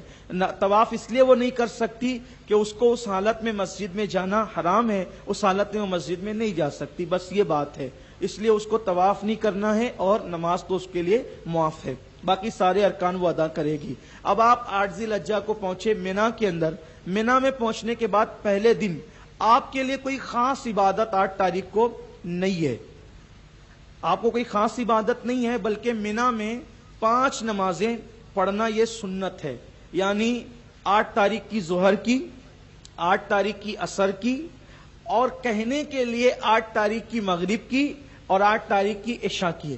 اور حقیقت میں اگر اسلامی تاریخ سے دیکھیں تو 8 کی ظہر اور 8 کی عصر، 9 کی مغرب اور 9 کی عشاء اور 9 کی فجر، یعنی یہ 5 نمازیں پڑھنا آپ کے لیے سنت ہے منا کے اندر، ٹھیک ہے؟ تو بس میں نے سمجھانے کے لیے 8 کی کہہ دیا، ورنہ مغرب بعد سے تاریخ تو بدل جاتی ہے۔ تو 5 نمازیں ہمیں پڑھنا ہوتی ہے، اور کوئی ایسی خاص عبادت، کوئی فرض واجب وہاں پر نہیں ہے۔ 8 تاریخ کو 5 نمازیں ہم کو ادا کرنا ہے۔ اب اس درمیان میں کوئی فرض واجب عبادتیں تو ہے نہیں، لیکن کچھ ایسے وظائف ہے جو حضور صلی اللہ تبارک و تعالی علیہ وسلم کی سنت ہے، جیسے کہ چوتھا کلمہ کی کثرت کرنا، درود شریف پڑھنا، تیسرا کلمہ پڑھنا، ربنا آتنا پڑھنا، تلاوت کرنا، اوراد و وظائف میں مشغول رہنا، دعائیں کرنا، کیونکہ یہاں ہر دعا قبول ہے، قدم قدم پر دعا قبول ہے، یہاں کی کوئی دعا رد نہیں ہے۔ یہ وہ موقع ہے کہ اللہ تبارک و تعالیٰ کی بارگاہ میں آپ جو مانگیں گے، اللہ تبارک و تعالیٰ آپ کو نہیں دیکھے گا، آپ کے عمل کو نہیں دیکھے گا، بلکہ آج آپ اس کے مہمان ہیں، آج آپ اس کے مہمان ہیں، مہمان ہونے کی وجہ سے اللہ تعالیٰ آپ کی دعائیں قبول فرمائے گا۔ پھر آپ منا میں آرام کریں۔ اب منا میں عام طور پر ایسا ہوتا ہے کہ لوگ جو ہے خیمے کے اندر کبھی کبھی لوگ زیادہ ہو جاتے ہیں تو لڑائی جھگڑا شروع ہو جاتا ہے، پرابلم آ جاتے ہیں، تو وہاں صبر سے کام لیں، ایک دوسرے کو کوآپریٹ کریں، اپنی چیزیں ایک دوسرے کے استعمال کے لیے دیں، ان چیزوں کا آپ جو ہے وہ خیال فرمائیں۔ یہاں سے ڈاکٹر سے آپ ایک ایسا ٹیوب لے لیں یہاں سے کہ جس کے اندر خوشبو وغیرہ نہ ہو، اپنے ڈاکٹر سے، مسلم ڈاکٹر سے لکھوا لیں۔ اکثر چونکہ ہمیں چلنے کی عادت نہیں ہوتی اور وہاں چلنا بہت پڑتا ہے، اور اندر کے کوئی کپڑے ہمارے پاس ہوتے نہیں ہیں، احرام پہن کر چلتے ہیں، تو دونوں رانیں زیادہ چلنے کی وجہ سے ایک دوسرے سے ٹکرا کر کے سوج جاتی ہے، وہاں کبھی زخم بھی ہو جاتے ہیں۔ تو وہ ٹیوب آپ اپنے پاس خاص ساتھ میں رکھیں، وہ آپ کو منا میں ضرور کام آئے گا۔ عام طور پہ جو لوگ تندرست و موٹے تازے ہوتے ہیں ان کو زیادہ نوجوانوں کو یہ پرابلم ہوتا ہے کہ ان کی جانگیں چھل جاتی ہے، تو اس لیے وہ اس کو رکھیں اور وہ اس کو حالت احرام میں لگا سکتے ہیں۔ یہ آپ کو وہاں پر اس کی اہمیت پتہ چلے گی۔ میں آپ کو، حالانکہ یہ بات کتابوں میں نہیں لکھی ہوتی ہے، لیکن تجربے سے یہ بات ثابت ہے کہ کئی لوگوں کو اس کی ضرورت وہاں پر پیش آتی، وہ آپ اپنے پاس رکھیں، کیونکہ آپ کو احرام میں تقریباً 4-5 دن رہنا ہوتا ہے، تو یہ پرابلم ہے۔ ایک مسئلہ یہ بھی کہ اگر آپ کے احرام پر کوئی گندگی لگ جائے، یا اگر آپ احرام کی چادریں بدلنا چاہیں تو آپ اتار کر چادریں بدل بھی سکتے ہیں، اس سے آپ کے احرام پہ کوئی فرق نہیں پڑتا۔ تو 8 تاریخ کو آپ نے کیا کیا؟ ذکر اذکار کی، عبادتیں کی وغیرہ وغیرہ، اور آپ پھر اس کے بعد سو جائیں، اور سونے کے بعد جلدی اٹھ جائیں تہجد میں، تہجد کی نماز پڑھیں، دعائیں کریں، ذکر اذکار کریں، اپنے گناہوں سے معافی طلب کریں، رب کی بارگاہ میں گڑ گڑائیں، عاجزی کریں، اور پھر اس کے بعد اب آپ کو انتظار ہے صبح ہونے کا۔ جب 9 تاریخ کی صبح ہوگی تو فجر کی نماز آپ ادا کریں، اور نماز ادا کرنے کے بعد اب آپ انتظار کریں گے کہ جب سورج کی کرنیں جبل صبیر پر، کوہ صبیر پر پڑنے لگے تو اب آپ کے لیے منا چھوڑ کر عرفات کے میدان میں جانا یہ سنت ہے۔ اور عرفات جو ہے وہ حج کا سب سے بڑا رکن ہے۔ اللہ کے رسول صلی اللہ علیہ وسلم فرماتے ہیں الحج عرفات، کہ عرفات ہی حج ہے۔ حج کا یہ سب سے بڑا رکن ہے اور وہ ہے 9 ذی الحجہ کی 9 تاریخ۔ آپ سے میری گزارش ہے کہ آپ زوال سے پہلے مطلب ظہر کا وقت شروع ہونے سے پہلے عرفات کے میدان میں پہنچ جائیں۔ جب صبح ہوگی نا، آپ اپنے خیمے میں ہوں گے، تبھی آپ کو پتہ چل جائے گا کہ لوگ میدان عرفات روانہ ہو رہے ہیں۔ سب لوگ ایک لباس میں، ایک سمت میں، ایک انداز میں، ایک لاہوتی نغمہ گنگناتے ہوئے میدان عرفات کی طرف جا رہے ہوں گے، اور سب لوگ پڑھ رہے ہوں گے لبیک اللہم لبیک لبیک لا شریک لک لبیک ان الحمد والنعمت لک والملک لا شریک لک لبیک اللہم لبیک لبیک لا شریک لک لبیک ان الحمد والنعمت لک والملک لا شریک لک لبیک اللہم لبیک لبیک لا شریک لک لبیک ان الحمد والنعمت لک والملک لا شریک۔ آپ بھی لبیک پڑھتے ہوئے نکل جائیں۔ اب آپ سواری سے جانا چاہیں تو سواری سے، پیدل جانا چاہیں تو پیدل، پھر عرفات کی طرف جائیں۔ زوال سے پہلے یعنی ظہر کا وقت شروع ہونے سے پہلے آپ عرفات کے میدان میں پہنچ جائیں۔ عرفات میں پہنچنے کے بعد وہاں پر اس دن غسل کرنا سنت موقدہ ہے، تاکیدی سنت ہے، اس کی بھی بڑی برکتیں ہیں۔ وہاں پر عام طور پہ عرفات کے میدان میں جو بنے ہوتے ہیں، حمام وغیرہ بنے ہوتے ہیں، تو وہاں پہ نل وغیرہ ہوتے ہیں، تو بس یہی کہ نہانے کا یہی کہ بدن وغیرہ پر ملنا نہیں ہے، میل نہیں چھڑانا ہے، بس بدن پہ پانی ڈال لینا ہے۔ اوپر کی چادر ہٹا دیں گے اور بدن پہ پانی ڈالنے کے پورا بدن بھیگ جائے، پھر اس کے بعد اوپر کی چادر نیچے باندھ لیں، نیچے کی چادر نچوڑ کر اوپر اوڑھ لیں، تو ہو جائے گا اس طریقے سے۔ اس کی بڑی برکتیں، اللہ کے حبیب علیہ السلام نے غسل بھی کیا ہے اور غسل کرنے کا حکم بھی دیا ہے، لیکن اگر کوئی نہیں کرتا ہے، اس پر کوئی یعنی کہ کفارہ نہیں ہے، کوئی گناہ نہیں ہے، لیکن کریں، اس لیے کہ بشارت دی گئی ہے کہ عرفات کے میدان میں غسل کرنے والوں کو اللہ تبارک و تعالی بیماریوں سے محفوظ فرماتا ہے، مہلک بیماریوں سے محفوظ فرماتا ہے۔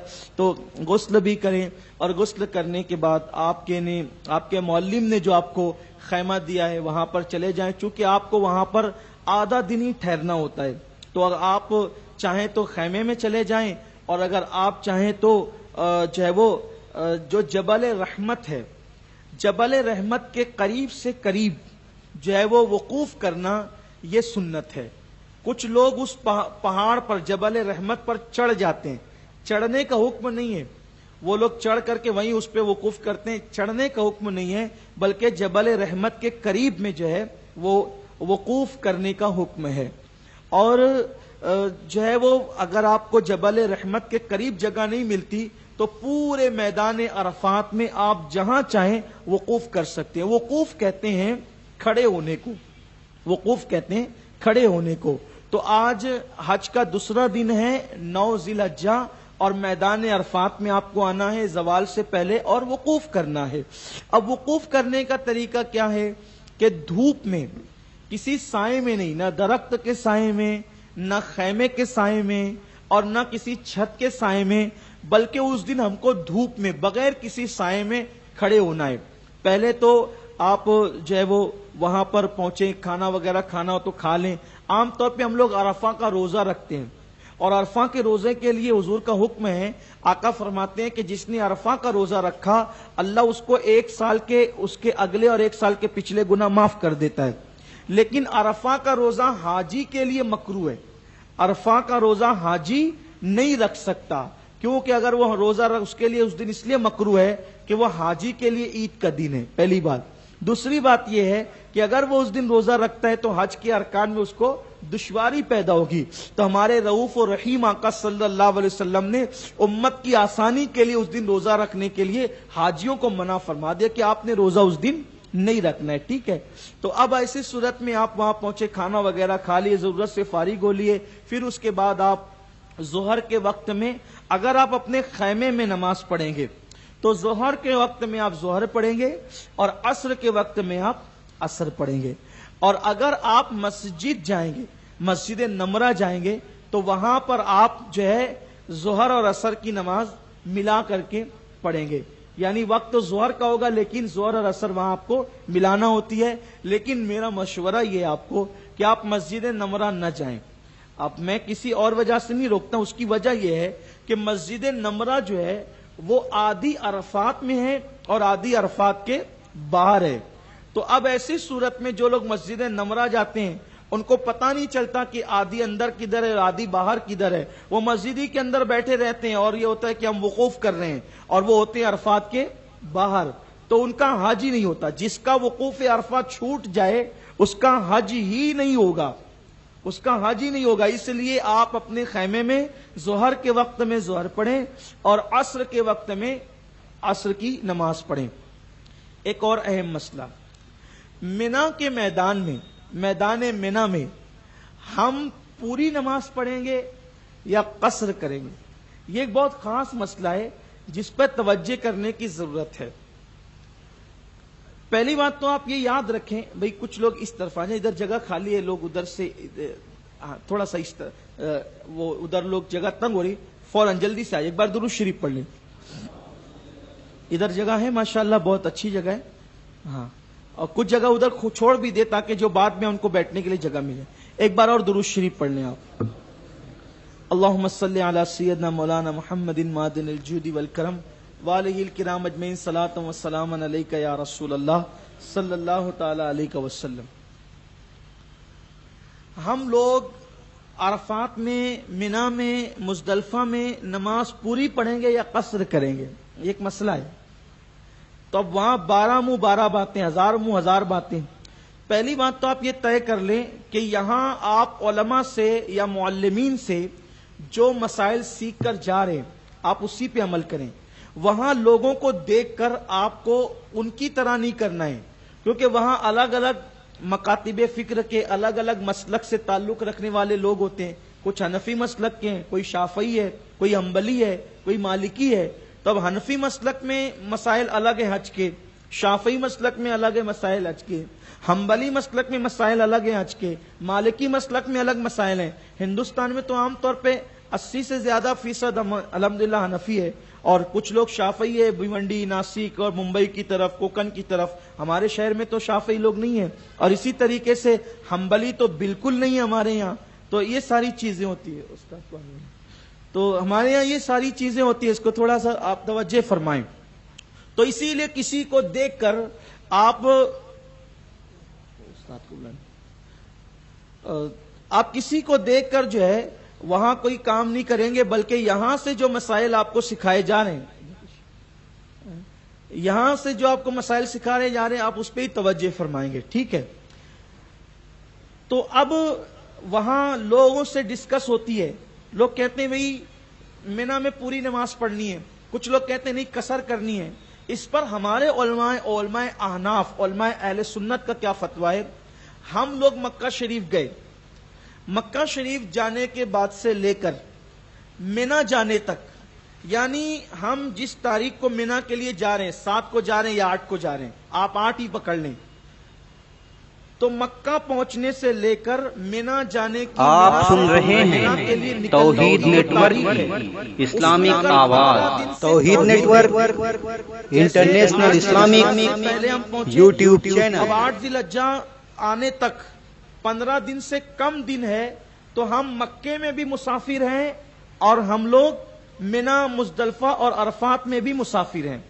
تو ہم مکے میں بھی جو ہے وہ قصر نماز پڑھیں گے اور منا میں، مزدلفہ میں، عرفات میں بھی قصر نماز پڑھیں گے۔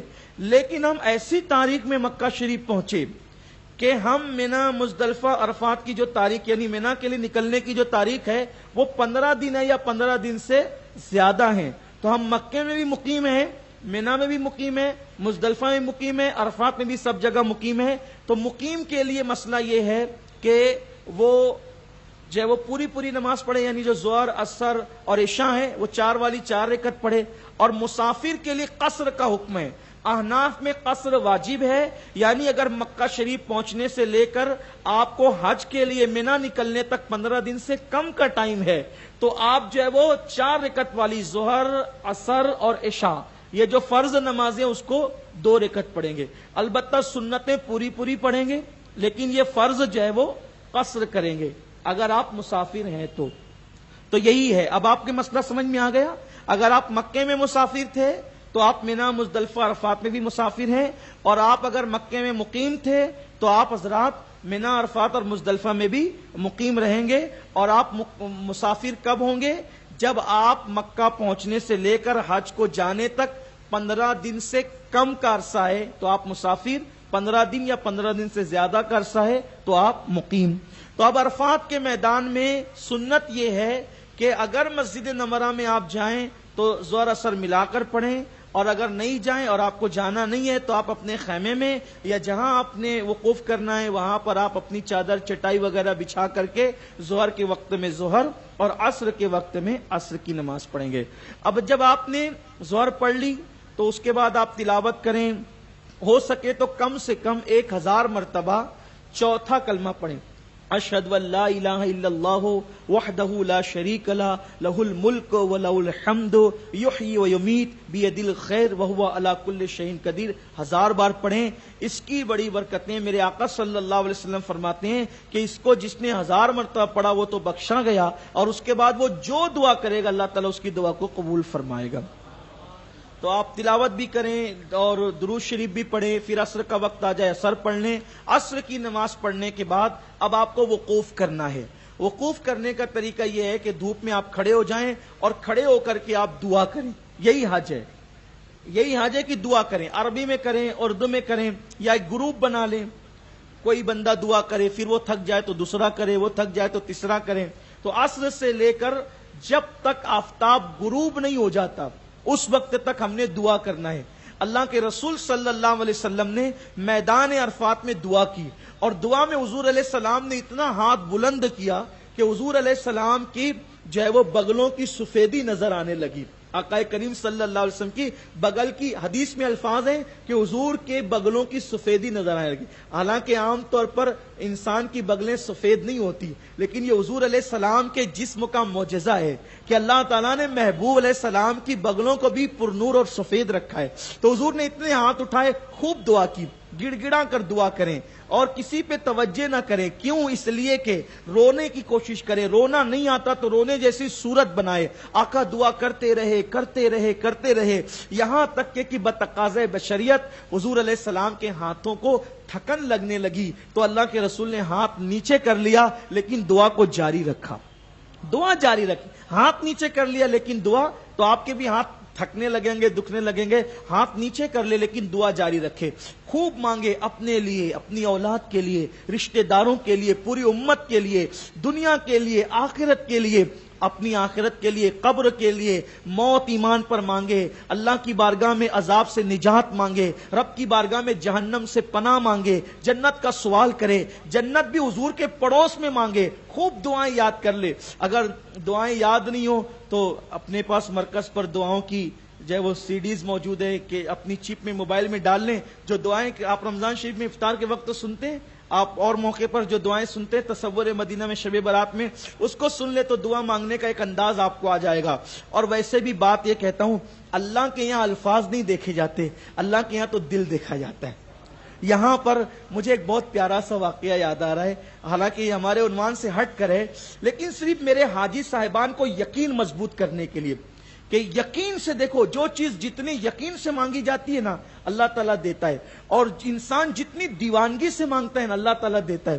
اصل میں ایک واقعہ بیان کیا گیا ہے، حالانکہ اس کو اسرائیلی روایات کہا جاتا ہے، لیکن فضائل اعمال میں ذوق کے لیے، شوق کے لیے جو ہے وہ اس طرح کی روایات کو بیان کرنے کا کوئی شرعی حکم نہیں ہے.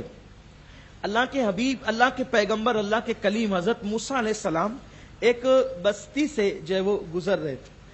آپ نے کیا دیکھا کہ ایک عورت وہاں بہت مایوس بیٹھی ہوئی ہے. اس عورت نے حضرت موسیٰ علیہ السلام کو دیکھا، حضرت موسیٰ علیہ السلام نے عورت کو دیکھا تو حضرت موسیٰ اس کے قریب کہا، مائی تو مایوس کیوں ہے؟ اس نے کہا، اللہ کے کلیم کیا کروں، مجھے اولاد نہیں ہے، اولاد نہیں ہے اس لیے میں پریشان ہوں. اللہ کے کلیم نے اللہ سے عرض کی میرے اللہ اس کو اولاد دے دے. اللہ نے فرمایا کہ موسیٰ اس کی قسمت میں اولاد نہیں ہے. اب اللہ نے کہہ دیا اس کی قسمت میں نہیں ہے تو ادب والے تھے. اللہ نے جب کہہ دیا کہ اولاد نہیں ہے قسمت میں، ادب کی وجہ سے چپ ہو گئے اور اس کو کہا اے اللہ کی بندی، اللہ کے فیصلے پہ صبر کر، تیری تقدیر میں اولاد نہیں ہے اور اسی پر تو راضی رہ. چلے گئے. آپ جانے کے بعد طور پہ گئے، بات چیت ہوئی، واپس ہوئے، دن گزرتے گئے. ایک دن حضرت موسیٰ علیہ السلام پھر اسی گلی سے گزرے تو دیکھا کہ وہ عورت بہت خوش ہے اور اس کے ارد گرد کچھ بچے کھیل رہے ہیں. حضرت کلیم نے اس کو ارد گرد بچوں کو دیکھا تو تجسس ہوا کہ ذرا معلوم کرنے کی بات کیا ہے. حالانکہ یہ روایت عارف رومی نے بیان کی ہے، علامہ جلال الدین رومی نے بیان کی ہے. بڑی پیاری سی روایت ہے کہ حضرت کلیم نے کہا کہ یہ بچے کس کے ہیں؟ تو اس عورت نے ہنس کے کہا یہ میرے بچے ہیں. ارے مجھے تو کہا گیا تھا کہ تقدیر میں نہیں ہے.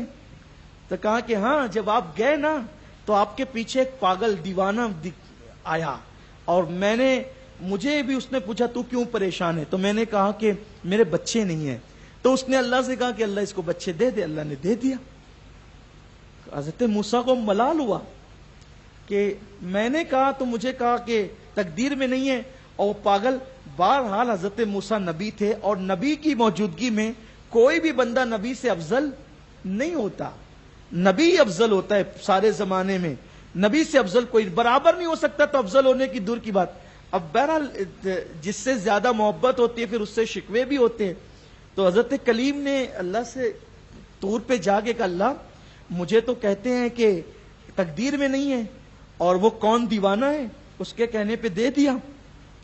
اللہ نے کہا جواب بعد میں دیں گے، جواب بعد میں دیں گے. ایک کام کرو، مجھے کسی اپنے بندے کے جسم کے گوشت کا لوتھڑا چاہیے، آپ جاؤ لا کر دو. حضرت موسیٰ علیہ السلام طور سے اترے، کہا باتیں بعد میں ہوگی، اب پہلے یہ کام ہمارا کریں آپ. حضرت موسیٰ طور سے اترے، ایک پلیٹ لی اور ایک چھری لی اور چھری لے کر کے بنی اسرائیل کے پاس گئے. کہا کہ بھئی دیکھو میں آج طور پہ گیا تھا، اللہ نے کہا کہ جو ہے وہ گوشت کا لوتڑا چاہیے. لوگ مذاق اڑانے لگے، یہ کیسی بات آپ لاتے ہیں معاذ اللہ کہ اللہ کو گوشت کے لوٹنے کی کیا ضرورت، وہ تو بے نیاز ہے، وہ تو بندوں کو گوشت دیتا ہے، اس کو کیا گوشت کی ضرورت ہے. کسی نے نہیں دیا، کسی نے کچھ کہا، کسی نے کچھ کہا، کسی نے کچھ کہا. حضرت موسیٰ علیہ السلام مایوس ہو کر لوٹنے لگے تو ایک بندے کو دیکھا، وہ اپنی دھن میں کہہ رہا تھا اللہ تو کہاں ہے، تو بہت دن سے مجھے ملا نہیں ہے، تو مجھے مل تو صحیح، میں مل تو میں تجھے، اگر تیرا بدن میلا ہو گیا ہوگا تو میں تجھے نہلاؤں گا، تیرے سر میں تیل لگاؤں گا، تیرے سر میں کنگھی کروں گا، تجھے اچھے اچھے کپڑے پہناؤں گا. یہ سب باتیں تو کفر ہے نا بھائیو. لیکن جب بندے کی عقل ہی چلی جائے، جس کو مجذوب کہتے ہیں، جذب میں ہو جائے، وہ کچھ بھی بولتا ہے اس پہ شریعت کا قلم تو نہیں لگتا ہے نا. تو وہ اس طرح چپ کیا باتیں کرتا ہے، اس طرح کی باتیں نہیں کی جاتی، اللہ کی شان کے خلاف ہے. اس کے بال نہیں ہے، اس کا جسم نہیں ہے، وہ جسم جسمانیات سے پاک ہے، کیسی تو باتیں کرتا ہے. چپ. وہ چپ ہو گیا، چپ ہو گیا. لیکن وہ کہتا ہے موسیٰ آپ کے ہاتھ میں چھری اور تشت، رکابی اور چھری آپ کے ہاتھ میں. اللہ کے کلیم نے کہا ہاں. کیوں؟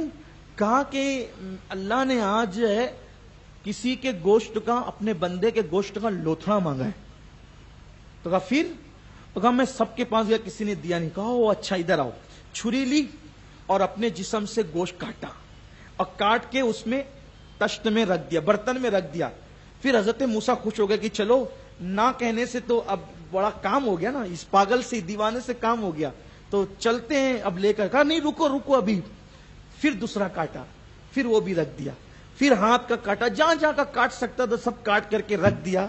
اور رکھنے کے بعد ایک سرد آہ کھینچی. حضرت موسیٰ حیران تھے کیا ہو رہا ہے، اللہ نے تو گوشت کا ایک ہی لوٹھڑا مانگا ہے اور یہ تو پورا تشت بھر دیا. ایک سرد آہ کھینچ کے کہتا ہے اللہ کے کلیم، اللہ نے گوشت کا لوتھڑا مانگا لیکن اللہ نے یہ نہیں کہا کہ کہاں کا چاہیے، اللہ نے یہ نہیں کہا کہ کہاں کا چاہیے، اس لیے میں نے اپنے پسند کے رکھ دیے. لیکن اس سے پوچھ لینا اگر یہ پسند نہ آئے تو وہ فرمائش کرے کہ کہاں کا چاہیے، اگر وہ دل بھی کہے گا تو چیر کر رکھ دیں گے، اس لیے کہ اپنا ہے کہ سب کچھ تو اسی کا ہے. حضرت موسیٰ کو حیرانی ہوئی کہ کیسا اللہ کا عاشق بندہ ہے یہ. اور پھر آئے، اللہ لے آیا، کیا رپورٹ ہے موسیٰ؟ عرض کرنے لگے مولا میں تو سب کے پاس گیا لیکن کسی تسبیح مسلح والے نے نہیں دیا، لوگوں نے تو میرا مذاق اڑایا۔ تو کہا کس نے دیا؟ تو کہا وہ ایک پاگل تھا، رستے میں عجیب عجیب باتیں کر رہا تھا، دیوانہ، اس نے دیا۔ اور حیرت ہے اس پر کہ ایک لوتھڑا نہیں، اس نے پورا تشت بھر دیا۔ اور پھر کہا اللہ سے پوچھنا کہ اس نے یہ کہا نہیں کہ کہاں کا چاہیے، بلکہ اللہ نے اس نے یہ کہا کہ میں نے تو اپنی پسند کا رکھ دیا، اس نے یہ نہیں کہا نا کہ کہاں کا چاہیے، لیکن پوچھ لینا اگر یہ پسند نہ آئے تو جو کہے گا دے دیں گے، اگر کہے گا دل پسند ہے دل بھی چیر کے رکھ دیں گے، اپنا ہے کیا، سب کچھ تو اسی کا ہے۔ اللہ نے فرمایا موسیٰ اتنا پریشان ہونے کی ضرورت کیا تھی، اتنا پریشان ہونے کی ضرورت کیا تھی؟ میں نے تجھے کیا کہا تھا کہ میرے کسی بندے کے گوشت کا لوٹرا چاہیے، طور سے اتر کر کے جانا، لوگوں کے پاس کہنے کی کیا ضرورت تھی؟ موسیٰ کیا تو میرا بندہ نہ تھا؟ کیا تو بھی تو میرا بندہ تھا؟ جب میں نے کہا تھا گوشت کا لوٹرا چاہیے تو تو اپنا ہی کاٹ کے دے دیتا، تو میرا بندہ نہ تھا؟ تو دوسروں کے پاس گیا نا۔ پھر کہا موسیٰ جانتے ہیں وہ پاگل، وہ دیوانہ کون ہے جسے لوگ دیوانہ کہتے ہیں؟ وہ وہی ہے جس کی دعا سے میں نے اس عورت کو بچے دیے۔ جب کوئی ہم سے اتنا پیار کرتا ہے، جب کوئی ہم سے اتنا پیار کرتا ہے تو پھر ہم بھی اس سے اتنا کرتے ہیں کہ جو تقدیر میں نہیں ہوتا پھر وہ بھی لکھ دیا کرتے ہیں، پھر وہ بھی دے۔ اوروں کو جو ملا ہے مقدر سے ملا ہے، مجھ کو تو مقدر بھی تیرے در سے ملا۔ بھئی ولیوں کی دعاؤں سے تقدیریں بدل جاتی ہیں نا، تو اللہ کی بارگاہ میں برفات میں مانگے اس یقین سے کہ آج میرا عمل نہیں بلکہ آج میں اللہ کا مہمان ہوں، اللہ مجھے دے گا، خوب مانگے۔ اس دن یہ شک کرنا کہ اللہ مجھے دے گا کہ نہیں دے گا، یہ سب سے بڑا گناہ عرفات ہے۔ دے گا ہی دے گا، اور اس دن نہیں۔ مسلمانوں جب بھی دعا کرو تو اس یقین کے ساتھ کرو کہ وہ دے گا، اس کا دینے میں نقصان کیا ہے؟ وہ تو نقصان سے پاک ہے۔ اللہ کے رسول صلی اللہ علیہ وسلم فرماتے ہیں کہ اگر تمام دنیا کے اولین اور آخرین مل کر ایک میدان میں جمع ہو جائیں اور سب اللہ سے مانگے، سب مانگے اور اللہ سب کو دے دے تو بھی اس کے خزانے سے اتنا کم نہیں ہوگا جتنا کروڑوں سمندر میں سوئی ڈبا کر نکالنے سے کم ہوتا ہے۔ سمندروں میں سوئی ڈبا کر نکالنے سے جتنا کم ہوتا ہے اتنا بھی اللہ کے خزانے سے کم نہیں ہوگا۔ اگر اللہ سب کو دے دے تب بھی اس کے خزانے اتنے بھرے ہوئے ہیں۔ لیکن دنیا کے ساتھ آخرت بھی مانگے، ایمان پر خاتمہ بھی مانگے، قبر کا نور بھی مانگے، خوب مانگے، خوب مانگے۔ بیٹھے نہیں کھڑے رہے۔ جو لوگ بوڑھے ہیں، کوئی مرض ہے وہ بیٹھ سکتے ہیں لیکن کھڑے رہنا افضل ہے، خوب کھڑے رہیں یہاں تک کہ سورج غروب ہو جائے۔ سورج غروب ہونے تک کے وقوف کریں، یہ حج کا فرض اعظم ہے۔ ایک بات، ابھی سورج غروب نہیں ہوتا، ٹور والے کمیٹی والے چلو چلو بس میں بیٹھو، بس میں بیٹھو، بس میں بیٹھو، تو اگر مجبوراً وہ بس میں بٹھا دیں سورج غروب ہونے سے پہلے تو بس میں بیٹھ کر بھی دعا جاری رکھیں، بسوں میں بیٹھ کر بھی دعا جاری رکھیں۔ لیکن خبردار خبردار، بس سورج غروب ہونے سے پہلے اگر عرفات سے نکل گئی تو سب پر دم لازم ہے، اس لیے غروب سے پہلے عرفات چھوڑ کر جا نہیں سکتے، غروب سے پہلے آپ نہیں نکل سکتے، اس کا آپ خاص خیال رکھیں گے، اس پہ آپ توجہ کریں۔ بلکہ ہمارے محتاط ایکو بند کر دیں، کیوں کھول دیا؟ ہمارے جو محتاط علماء ہیں، علماء محتاطین جو ہیں وہ کہتے ہیں کہ سورج غروب ہونے کے بعد بھی اندھیرا ہونے تک عرفات کے میدان میں رکے رہیں تاکہ وہ شبہ ختم ہو جائے، شبہ رفع ہو جائے، شبہ ختم ہو جائے، اس کا آپ خاص خیال فرمائیں۔ ایک بار آپ درود شریف پڑھیں۔ رب صلی وسلم دائما ابدا علی حبیبک خیر الخلق کلہم تو غروب کے بعد بھی اندھیرا ہونے تک آپ عرفات کے میدان میں رکیں، لیکن مغرب کی نماز حاجی نہ پڑھے۔ عرفات کے میدان میں آپ کو مغرب نہیں پڑھنا ہے، بلکہ عرفات والوں کے لیے اللہ کے حبیب صلی اللہ علیہ وسلم کا طریقہ اور سنت یہ ہے کہ آقا کریم صلی اللہ علیہ وسلم عرفات سے نکلے اور حضور علیہ السلام نے مزدلفہ کے میدان میں جا کر آپ نے جو ہے مغرب اور عشاء دونوں نمازوں کو ملا کر کے پڑھا۔ اس لیے آپ کو میدان عرفات میں مغرب کی نماز نہیں پڑھنا ہے، اور اگر کوئی میدان عرفات میں مغرب کی نماز پڑھ بھی لے تو اس کی نماز نہیں ہوگی، بلکہ اس کو میدان مزدلفہ میں جا کر کے مغرب اور عشاء ملا کر پڑھنی ہوگی۔ اب آپ دیکھیں کہ یہاں خاص بات، خاص نقطہ کہ ہر دن ہمیں مغرب کی نماز غروب آفتاب کے بعد پڑھنا ہے، لیکن اس دن اگر رات میں 2 بھی بج جائے نا آپ کو مزدلفہ میں جاتے ہوئے، تو آپ کی مغرب کی نماز قضا نہیں ہوگی بلکہ آپ کی ادائی مانی جائے گی۔ کیوں؟ اس لیے کہ اللہ تبارک و تعالی وقت سے سب چیزوں سے بے نیاز ہے، وہ تو محبوب کی اداؤں کو دیکھتا ہے۔ ساری زندگی محبوب نے غروب کے بعد نماز پڑھی تو ساری امت کو کہا گیا کہ غروب کے بعد مغرب پڑھو، بلکہ اس کا نام ہی مغرب اس لیے ہے کہ غروب کے بعد وہ پڑھی جاتی ہے، اس لیے اس کا نام مغرب ہے۔ لیکن جب حضور علیہ السلام نے عشاء کے وقت میں مغرب پڑھ لی تو اس دن مغرب کی نماز عشاء کے وقت میں پڑھنا سنت ہوگی۔ اگر کوئی پہلے پڑھ لے گا تو عرفات میں ادا نہیں ہوگی، مزدلفہ میں جا کے پڑھنا ہے۔ تو 9 تاریخ کو آپ کو غروب کے بعد بھی عرفات میں رکنا ہے، اور اس کے بعد پھر آپ مزدلفہ جائیں گے۔ مزدلفہ اب آج جو ہے وہ 10ویں شب ہے، 9ویں کا دن گزر گیا، 10ویں شب ہے، یہ شب عید الاضحیٰ ہے۔ آپ کو 10ویں شب یعنی 9 کا دن گزر گیا عرفات میں، 9 کو آپ نے عرفات میں رکنا تھا، اب 10ویں شب آپ کو مزدلفہ کے میدان میں گزارنا ہے۔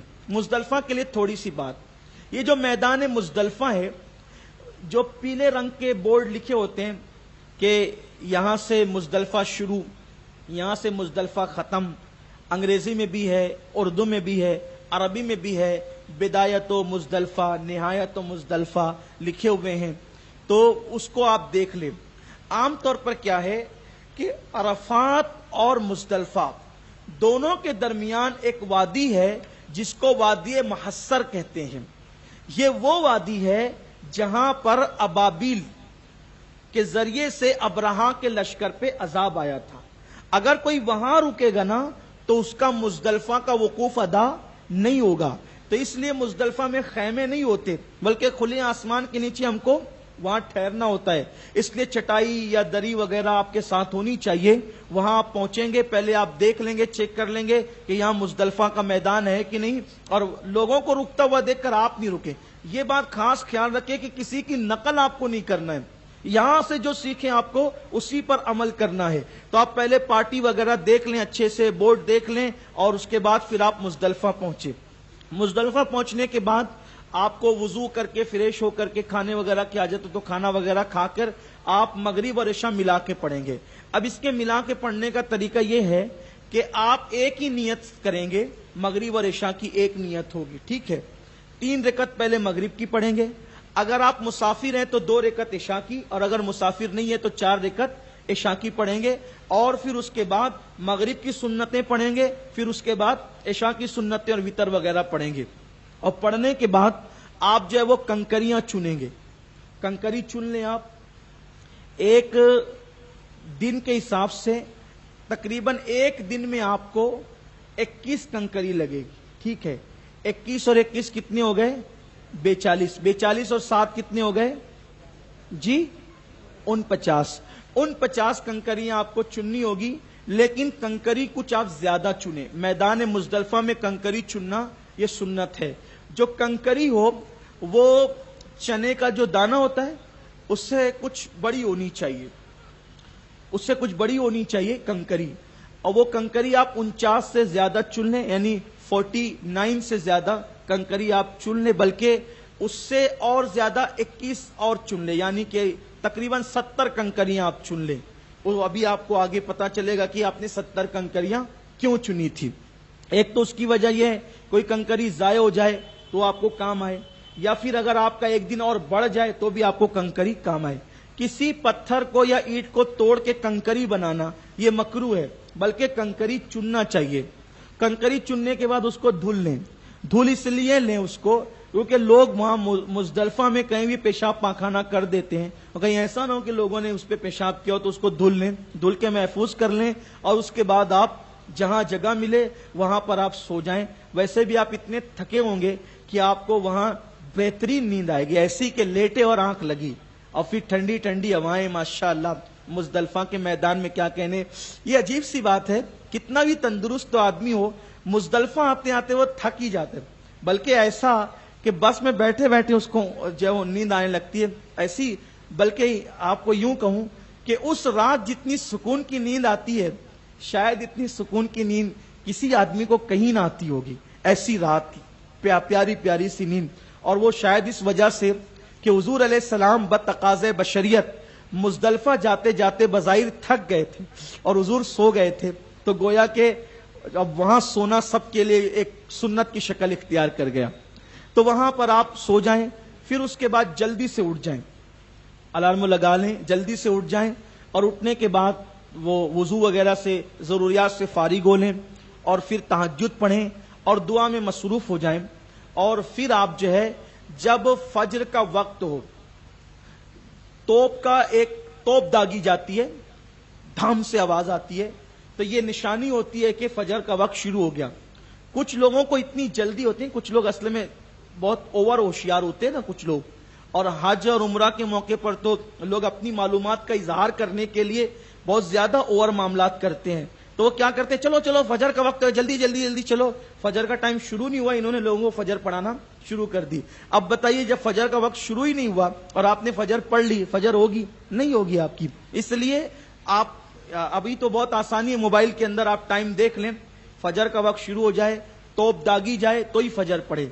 और फजर पढ़ने के बाद जैसे आपने अरफात में वकूफ किया था, अरफात में वकूफ किया था, वैसे ही आप मुजदलफा में वकूफ करें। ये वाजिबात हज में से, तो ये इसका टाइम शुरू होता है सुबह सादिक से, सुबह सादिक से इसका टाइम शुरू होता है। तो आप जो है वो वकूफ करें, खड़े होकर के दुआ करें अपने लिए, पूरी कौम के लिए। और अभी जो है वो सूरज तुलू होने में कुछ वक्त बाकी हो, यानी सूरज तुलू होने में कुछ टाइम बाकी हो, तब आप मुजदलफा से निकल जाएं और मिना की तरफ जाएं। ठीक है, ये 9 तारीख का दिन आपने अरफात में गुजारा, 9 तारीख की रात यानी 10वीं शब आपने मुजदलफा में गुजारा, और सूरज निकलने में कुछ टाइम बाकी था कि ऐसे में आपने मुजदलफा छोड़ दिया वकूफ करके। आप सुबह सादिक से पहले, यानी फजर का वक्त शुरू होने से पहले अगर आपने मुजदलफा छोड़ दिया तो आप पर दम लाजिम आएगा, इसलिए कि वकूफ मुजदलफा वाजिबात हज में से, और वाजिब तर्क होगा तो आपको दम देना पड़ेगा। दम मतलब क्या, एक बकरा ज़बा करना पड़ेगा आपको, और ये दम भी जो है वो हुदूद हरम ही में देना होता है, हरम के बाहर दम नहीं दिया जा सकता, इसलिए इसका ख्याल करें। अब आज जो सुबह को आप निकले मिना के लिए, तो ये 10 तारीख है, यानी ईद उल अजहा का दिन है, बकरीद का दिन है। ठीक है, अब बकरीद का दिन है, लेकिन आज आपको बहुत सारे काम करना है। पहली बात तो यह है कि आज बकरीद का दिन है, लेकिन हाजी के लिए बकरीद की नमाज नहीं है, दुगाना नहीं है, हाजी को दुगाना पढ़ना नहीं होता है। तो आज आपको कुछ काम करना है, उसकी आप लिस्ट देख लें। पहली बात यह है कि आज 10 तारीख को आपको एक ही शैतान को कंकरी मारना है, बड़े शैतान को। ठीक है, 10 तारीख को एक ही शैतान, शैतान कितने हैं वहां, 3 है।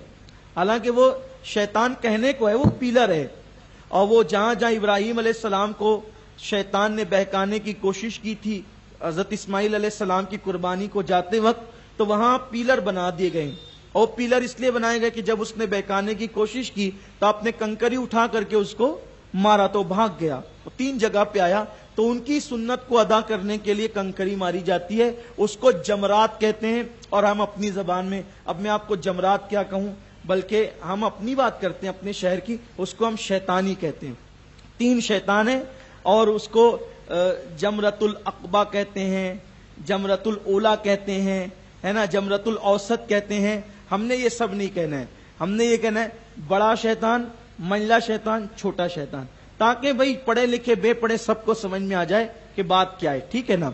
باقی کتابوں کے اندر جو لکھا ہے وہ اپنا ہے، لیکن ہم اپنی پبلک کو سمجھانے کے لیے اس کے نام رکھیں۔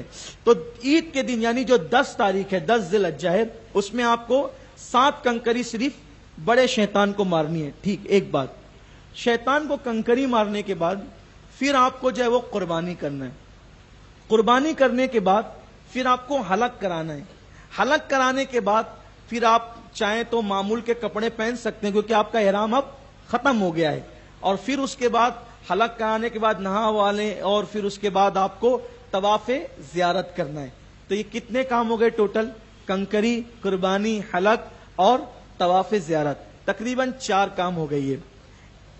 یہ آپ کو کرنا ہے، لیکن اس میں سہولت یہ ہے کہ قربانی اور حلق اور طواف زیارت یہ کوئی ضروری نہیں ہے کہ آپ 10 کو ہی کریں، یہ آپ 11 کو بھی کر سکتے ہیں، اور یہ آپ 12 کے غروب سے پہلے آپ اس کو انجام دے سکتے ہیں۔ ٹھیک ہے، لیکن اگر آپ 10 کو کریں گے تو یہ افضل ہوگا، لیکن یہ آپ کی طاقت پر اور آپ کے ذوق و شوق پر ہے کہ آپ کو کس طرح کرنا ہے۔ ٹھیک ہے، تو آپ لیکن یہ بھی کر سکتے ہیں کہ آپ کو پہلا کام کیا کرنا ہے؟ بڑے شیطان کو کنکری مارنا، پھر دوسرا کام کیا کرنا ہے؟ کنکری کے بعد قربانی کرنا، تیسرا کام کیا ہے؟ حلق کرانا۔ حلق کرانے کے بعد آپ آرام بھی کر سکتے ہیں کہ بھئی آپ 11 کو طواف زیارت کے لیے جائیں، 12 کو بھی جا سکتے ہیں آپ غروب آفتاب سے پہلے۔ لیکن یہ بھی ہو سکتا ہے کہ آپ کنکری مار کے اگر اس پوزیشن میں نہیں ہے قربانی کرنے کی، تو قربانی بھی 11 کو اور 12 کو ہو سکتی ہے۔ ٹھیک ہے، لیکن اس کے لیے میرا مشورہ آپ سے یہ ہے کہ آپ کوشش کریں کہ جتنے زیادہ کام آپ 10 تاریخ کو کر سکتے ہیں کر لیں۔ اس کے لیے ایک مشورہ اور آسان یہ بھی ہے کہ مزدلفہ سے سب لوگ کہاں جاتے ہیں؟ پہلے کہاں جاتے ہیں؟ منا جاتے ہیں۔ مزدلفہ سے لوگ کہاں جاتے ہیں؟ منا جاتے ہیں، کیونکہ سب کو فکر کیا ہوتی ہے کہ صبح صادق سے کنکری مارنے کا ٹائم شروع ہو گیا ہے، اور وہ زوال تک ہے سنت، زوال کے بعد جو ہے وہ جائز ہے، زوال سے لے کر کے غروب تک جائز ہے، اور غروب کے بعد سے لے کر رات کو مکروہ ہے۔ لیکن اگر کنکری ماریں گے تو کنکری ادا ہو جائے گی، کبھی بھی ماریں گے تو ادا ہو جائے گی۔ تو سب لوگوں کی پوری کوشش یہ ہوتی ہے کہ ہم کو کہاں جانا ہے؟ پہلے کنکری مارنا ہے، پھر قربانی کرنا ہے، حلق کرنا ہے، کیونکہ احرام سے لوگ باہر آنے کے لیے جلدی کرنا چاہتے ہیں۔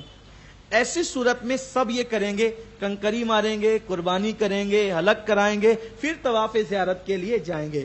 لیکن آپ یہ کر سکتے ہیں کہ جب سب منا میں ہوں تو آپ مزدلفہ سے نکل کر منا جانے کی بجائے آپ سیدھا مکہ چلے جائیں۔ یہ بھی ایک آپشن ہے آپ کے لیے، آپ سیدھا کہاں چلے جائیں؟ مکہ چلے جائیں، اور مکہ جا کر آپ پہلے طواف زیارت کر لیں، کہ یہ بھی حج کی فرائض میں سے ایک فرض ہے۔ ترتیب احناف کے نزدیک جو واجب ہے نا، وہ کنکری، قربانی اور حلق، ان تینوں میں ترتیب واجب ہے۔ اگر اس کی ترتیب الٹ جائے گی نا تو آپ کو دم دینا پڑے گا، لیکن ترتیب میں یہ 3 ہے، کنکری، قربانی اور حلق۔ طواف زیارت جو ہے وہ ترتیب میں شامل نہیں ہے، اس کو آپ پہلے بھی کر سکتے ہیں اور اس کو آپ بعد میں بھی کر سکتے ہیں۔ تو ایسی صورت میں بھیڑ سے بچنے کے لیے، آسانی کے لیے کیا ہوگا کہ سب لوگ کہاں چلے؟ منا، اور آپ کہاں چلے؟ اگر آسانی کے لیے آپ وہاں جائیں، اور وہاں جا کر کے آپ، جیسے میں نے بتایا کیونکہ آپ کو صفا مروہ کی صحیح نہیں کرنا ہے، تو آپ احرام میں نا اس وقت، تو آپ کندھے پہ کپڑا ڈال کر کے، جیسے آپ طواف کا طریقہ ہے 7 چکر طواف کر لیں، اور طواف کرنے کے بعد جو ہے وہ پھر واجب الطواف پڑھ لیں۔ اس طریقے سے اب آپ منا آئیں تو کیا ہوگا؟ اب ساری بھیڑ کہاں جا چکی ہوگی؟ یا قربانی کے لیے یا طواف زیارت کے لیے، تو آپ کو جمرات میں جگہ یعنی کہ بھیڑ کم ملے گی۔ اور ویسے بھی اب الحمدللہ 4 جو ہے وہ منزلہ بن چکا ہے، آپ کسی منزلے سے جا کر جو آسان ہو وہاں پر آپ جا کر کنکری مار سکتے ہیں۔ تو پہلے بھی طواف زیارت ہو سکتا ہے اور بعد میں بھی طواف زیارت، آپ کی سہولت پر ہے۔ اپنی جان دیکھیں، اپنی تھکن دیکھیں، اپنی طبیعت دیکھیں، اس کے مطابق فیصلہ کریں۔ اب آپ منا آئیں، منا آنے کے بعد آپ کو آج بڑے شیطان کو کنکری مارنی ہے۔ کنکری مارنے کا طریقہ یہ ہے کہ کنکری جو جمرات ہوتے ہیں، جو شیطان ہوتا ہے، اس کے ارد گرد ایک حالہ بنا ہوا ہے، دائرہ۔ کچھ لوگ یہ سمجھتے ہیں کہ کنکری مارنے کے لیے جو ہے وہ اس کو پیلر کو جا کر کے لگنا یہ ضروری ہے۔ ایسا نہیں ہے، پیلر کو جا کر لگنا ضروری نہیں ہے۔ وہ جو دائرہ ہے نا، حلقہ، اس کے اندر بھی آپ کی کنکری چلی گئی تو وہ کنکری مانی جائے گی. تو آپ جو ہے وہ 2 ہاتھ کے فاصلے سے دور کھڑے رہ کر کنکری کو ہاتھ میں لیں اور ہاتھ میں لے کر بسم اللہ اللہ اکبر والصلاۃ والسلام علی رسول اللہ اس طریقے سے پڑھتے ہوئے اللہم حجم مبرورا وسعیم مشکورا وذمم مغفورا یہ پڑھتے ہوئے آپ کنکری کو جو ہے وہ ڈالیں گے اس طریقے سے, اور کنکری اس طرح پکڑیں گے اور پکڑ کر یوں اس طرح ہاتھ اٹھا کر کے اس کو ماریں گے, لیکن اس کے اندر چلی گئی تو کنکری مانی جائے گی. اب بھیڑ کی وجہ سے اتنی لمبی دعا پڑھنے کا وقت نہیں ہوتا, تو بسم اللہ اللہ اکبر بسم اللہ اللہ اکبر بسم اللہ اللہ اکبر. اچھا کچھ لوگ ایسا کرتے ہیں کہ ساتوں کنکریاں اٹھا کر ایک ساتھ مار دیتے ہیں, کوئی ٹینشن ہی نہ رہے کہ ساتوں چلی گئی. یاد رکھیں اگر آپ نے ساتوں کو ایک ساتھ مارا تو وہ ایک ہی مانی جائے گی, وہ 7 نہیں مانی جائے گی, اس کا خیال کریں آپ. اور اگر وہ دائرے سے جو کٹیرا ہے نا اس سے نیچے گری تو پھر اس کو اٹھانا نہیں چاہیے, بلکہ وہ جو آپ نے زیادہ چنی ہے نا تو اس میں سے آپ ماریں. تو اس کے اندر گرے اس کے باہر گرے گی تو کنکری مانی نہیں جائے گی. ایک کے بعد ایک بسم اللہ اللہ اکبر کہہ کے ساتوں کنکریوں کو مارے اور پھر دعا کرتے ہوئے آپ آ جائیں. آنے کے بعد اب آپ کو دوسرا کام کیا کرنا ہے, قربانی. قربانی کا معاملہ تھوڑا سا ڈیفیکلٹ. آج کل کیا ہوتے ہیں, سعودی حکومت کے کچھ ارکان وہاں کے لوگ جگہ جگہ پر ایام الحج میں یعنی کہ وہ بت بنا کر کے دکانیں بنا کر بیٹھے ہوتے ہیں, قربانی قربانی چلو لاؤ ٹوکن لے لو ٹوکن لے لو. تو ٹوکن جو ہے وہ دیتے ہیں اور وہ لوگ سستا دیتے ہیں ٹوکن. جیسے اگر آپ جانور خریدنے جائیں گے, ایک ایگزامپل دے رہا ہوں, 500 ریال میں آپ کو جانور ملے گا, تو ایسی صورت میں وہ آپ سے 300 لیں گے اور آپ کو ٹوکن دیں گے. اب وہ ٹوکن دیتے ہیں تو آپ کو ٹائم دیتے ہیں کہ آپ کی قربانی ایگزامپل 9 بجے ہو جائے گی, 10 بجے ہو جائے گی, 11 بجے ہو جائے گی, اس طریقے سے وہ آپ کو ٹائم دیتے ہیں. لیکن چونکہ وہ لوگ ہیں ہم اپنے آپ کو وہ ہمبلی کہتے ہیں, وہ کیا ہے کون ہے وہ ساری دنیا جانتی ہے, مجھے اس پہ کچھ نہیں کہنا ہے کیونکہ میں حج کے ارکان سکھانے بیٹھا ہوں. باقی رہی بات ان کی خبر لینے کی تو میں لیتا دیتا رہتا ہوں, لیکن یہاں اس کا ٹائم نہیں ہے, ورنہ آپ کا ذہن کہیں اور چلا جائے گا, ٹھیک ہے نا. تو وہ کون ہے کیا ہے ساری دنیا جانتی ہے, لیکن وہ اپنے آپ کو ہمبلی کہتے ہیں. تو ہمبلی لوگوں کے یہاں ترتیب نہیں ہے, لیکن حنفی جو ہیں ہمارے یہاں ترتیب ہے کہ پہلے آپ کو کنکری ہی مارنی ہوگی, پھر قربانی کرنی ہوگی, پھر حلق کرانا ہوگا. اب اگر ایسا ہوا کہ انہوں نے آپ کو دیا 10 بجے کا ٹائم, 10 بجے آپ کی قربانی ہوگی, وہ تو لاکھوں لوگوں کی قربانی کے ٹوکن لے کر کے پیسے لے کے رکھے اور ٹوکن دے رہے ہیں. ایک بات تو آپ کو انہوں نے 10 بجے کا ٹائم دیا اور 10 بجے تک آپ کسی سبب سے جو ہے وہ کنکری ہی نہ مار سکے, تو پہلے تو آپ کی قربانی ہو گئی, پہلے تو آپ کی قربانی ہوگی, آپ تو کنکری مار نہیں سکے. ایک بات. دوسری بات انہوں نے جب وہ 10 بجے کا ٹائم دیا, 10 بجے کا ٹائم دیا اور اب انہوں نے جو ہے وہ قربانی جو ہے وہ نہیں کر سکے, یعنی تاخیر ہو گئی, اور آپ نے 10 بجے کے بعد حلق کرا لیا. تو اب آپ کو تو قربانی کے بعد حلق کرانا تھا, لیکن آپ کا حلق قربانی سے پہلے ہو گیا تو دم لازم آیا. تو ایسی صورت میں میرا مشورہ یہ ہے, ہم کو کوئی ٹوکن نہیں خریدنا ہے, ہم کو قربانی کے معاملے میں کسی پہ کوئی بھروسہ نہیں کرنا ہے. کتنی ہی بڑی داڑھی ہو, کتنا ہی بڑا متقی پرہیزگار ہو, بڑی معافی کے ساتھ کہتا ہوں, کیونکہ قربانی واجبات حج میں سے, حج میں کے واجبات میں سے ہے. آپ لاکھوں روپیہ جو ہے وہ خرچ کر کے جا رہے ہیں, لاکھوں روپیہ خرچ کر کے جا رہے ہیں. اگر آپ 10,000 کی بجائے 15,000 کا جانور خرید لیں, 15,000 کی حیثیت کیا ہے, آپ کا حج برباد ہونے سے بچے گا. تو اس کا طریقہ یہ کہ آپ نے قربانی کے معاملے میں کوئی کتنا بھی ہو کوئی اعتماد نہیں کرنا ہے. آپ یہ کریں, اردو جاننے والے بنگالی, پاکستانی, انڈین لوگ وہاں جانور بیچتے ہیں. حج کے ایام سے پہلے 4-5 لوگ گروپ کے جو ہوشیار ہوں وہ مل کر کے جائیں اور پہلے سے سودا کر لیں, ہمارے اتنے جانور, آدھی رقم دے دیں, آدھی رقم جو ہے وہ قربانی کے بعد دیں گے. یا یہ کہ جانور لے کر کے آپ اپنے قبضے میں لے لیں, باندھ لیں اس کو. اور مالیگاؤں کے بہت سارے لوگ ایسے ہیں, آپ کو شاید وہاں لوگ مل جائیں گے, فون نمبر بھی ان کے مل جائیں گے.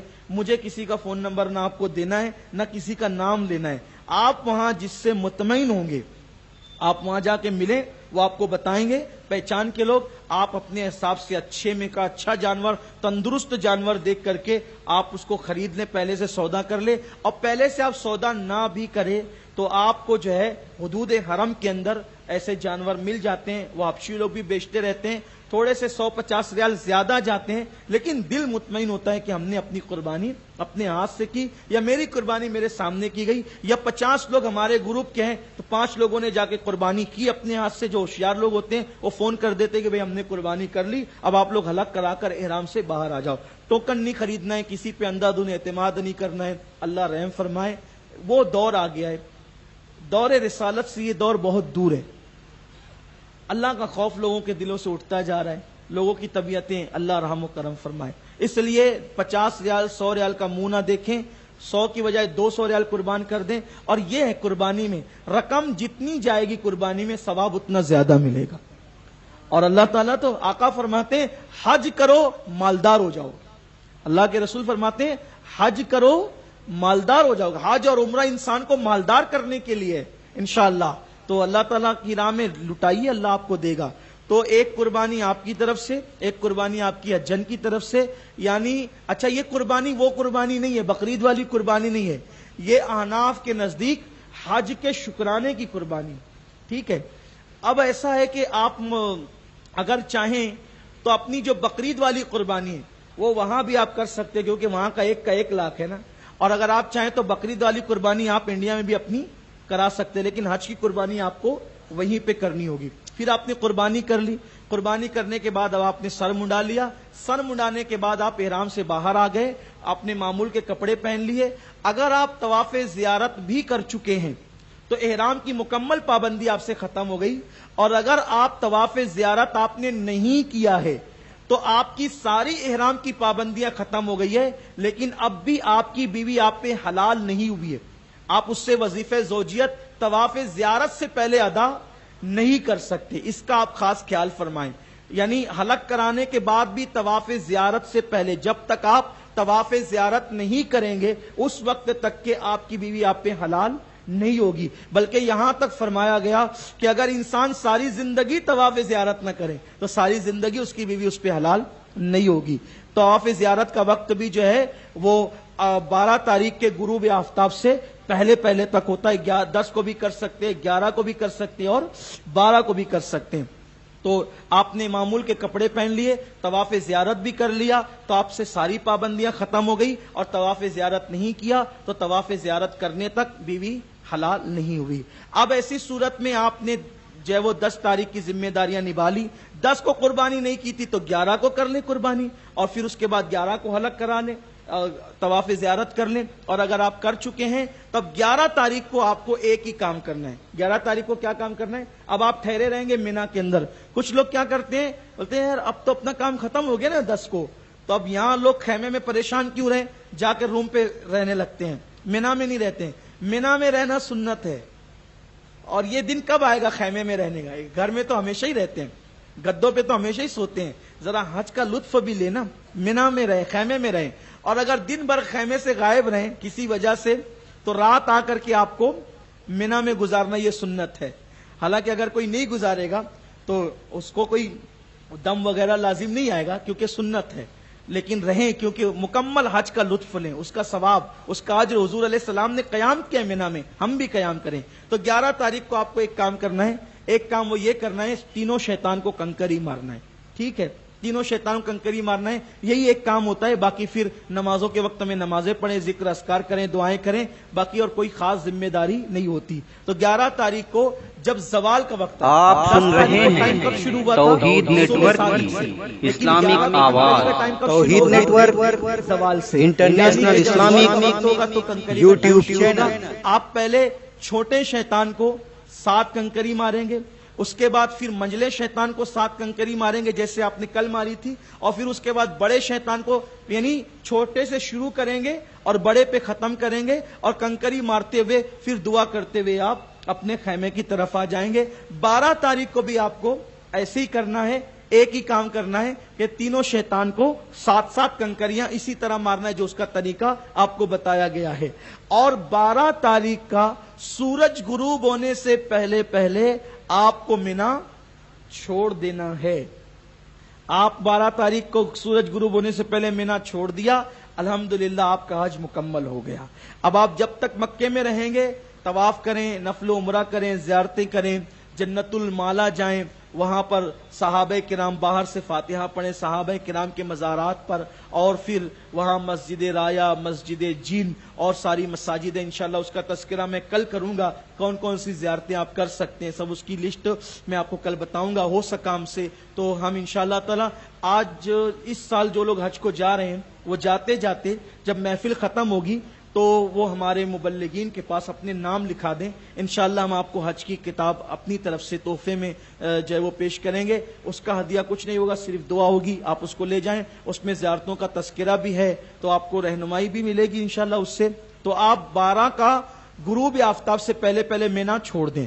لیکن اگر آپ نے 12 کے غروب آفتاب سے پہلے پہلے مینا نہیں چھوڑا اور آپ کا سورج مینا میں ہی غروب ہو گیا، مینا کی حد سے باہر آپ نہیں نکلے، تو اب آپ نہیں جا سکتے.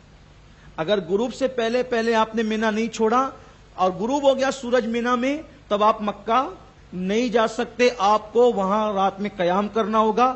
پھر 13 تاریخ کو زوال کے بعد پھر تینوں شیطان کو کنکری مار کر پھر آپ کو نکلنا ہوگا. لیکن میرا مشورہ یہ ہے کہ آپ کنکری ماریں اور غروب سے پہلے پہلے ہی جو ہے وہ نکل جائیں، کیونکہ اگر آپ 13 کو رکتے ہیں تو سارے لوگ جا چکے ہوتے ہیں، بہت کم لوگ ہوتے ہیں، پھر وہاں پر سہولیات بھی نہیں ہوتی ہے تو مسائل ہو سکتے ہیں. کوشش کریں کہ اور وہ ہو جاتا ہے انشاءاللہ تعالی ہو جائے گا. اللہ تعالیٰ آپ کے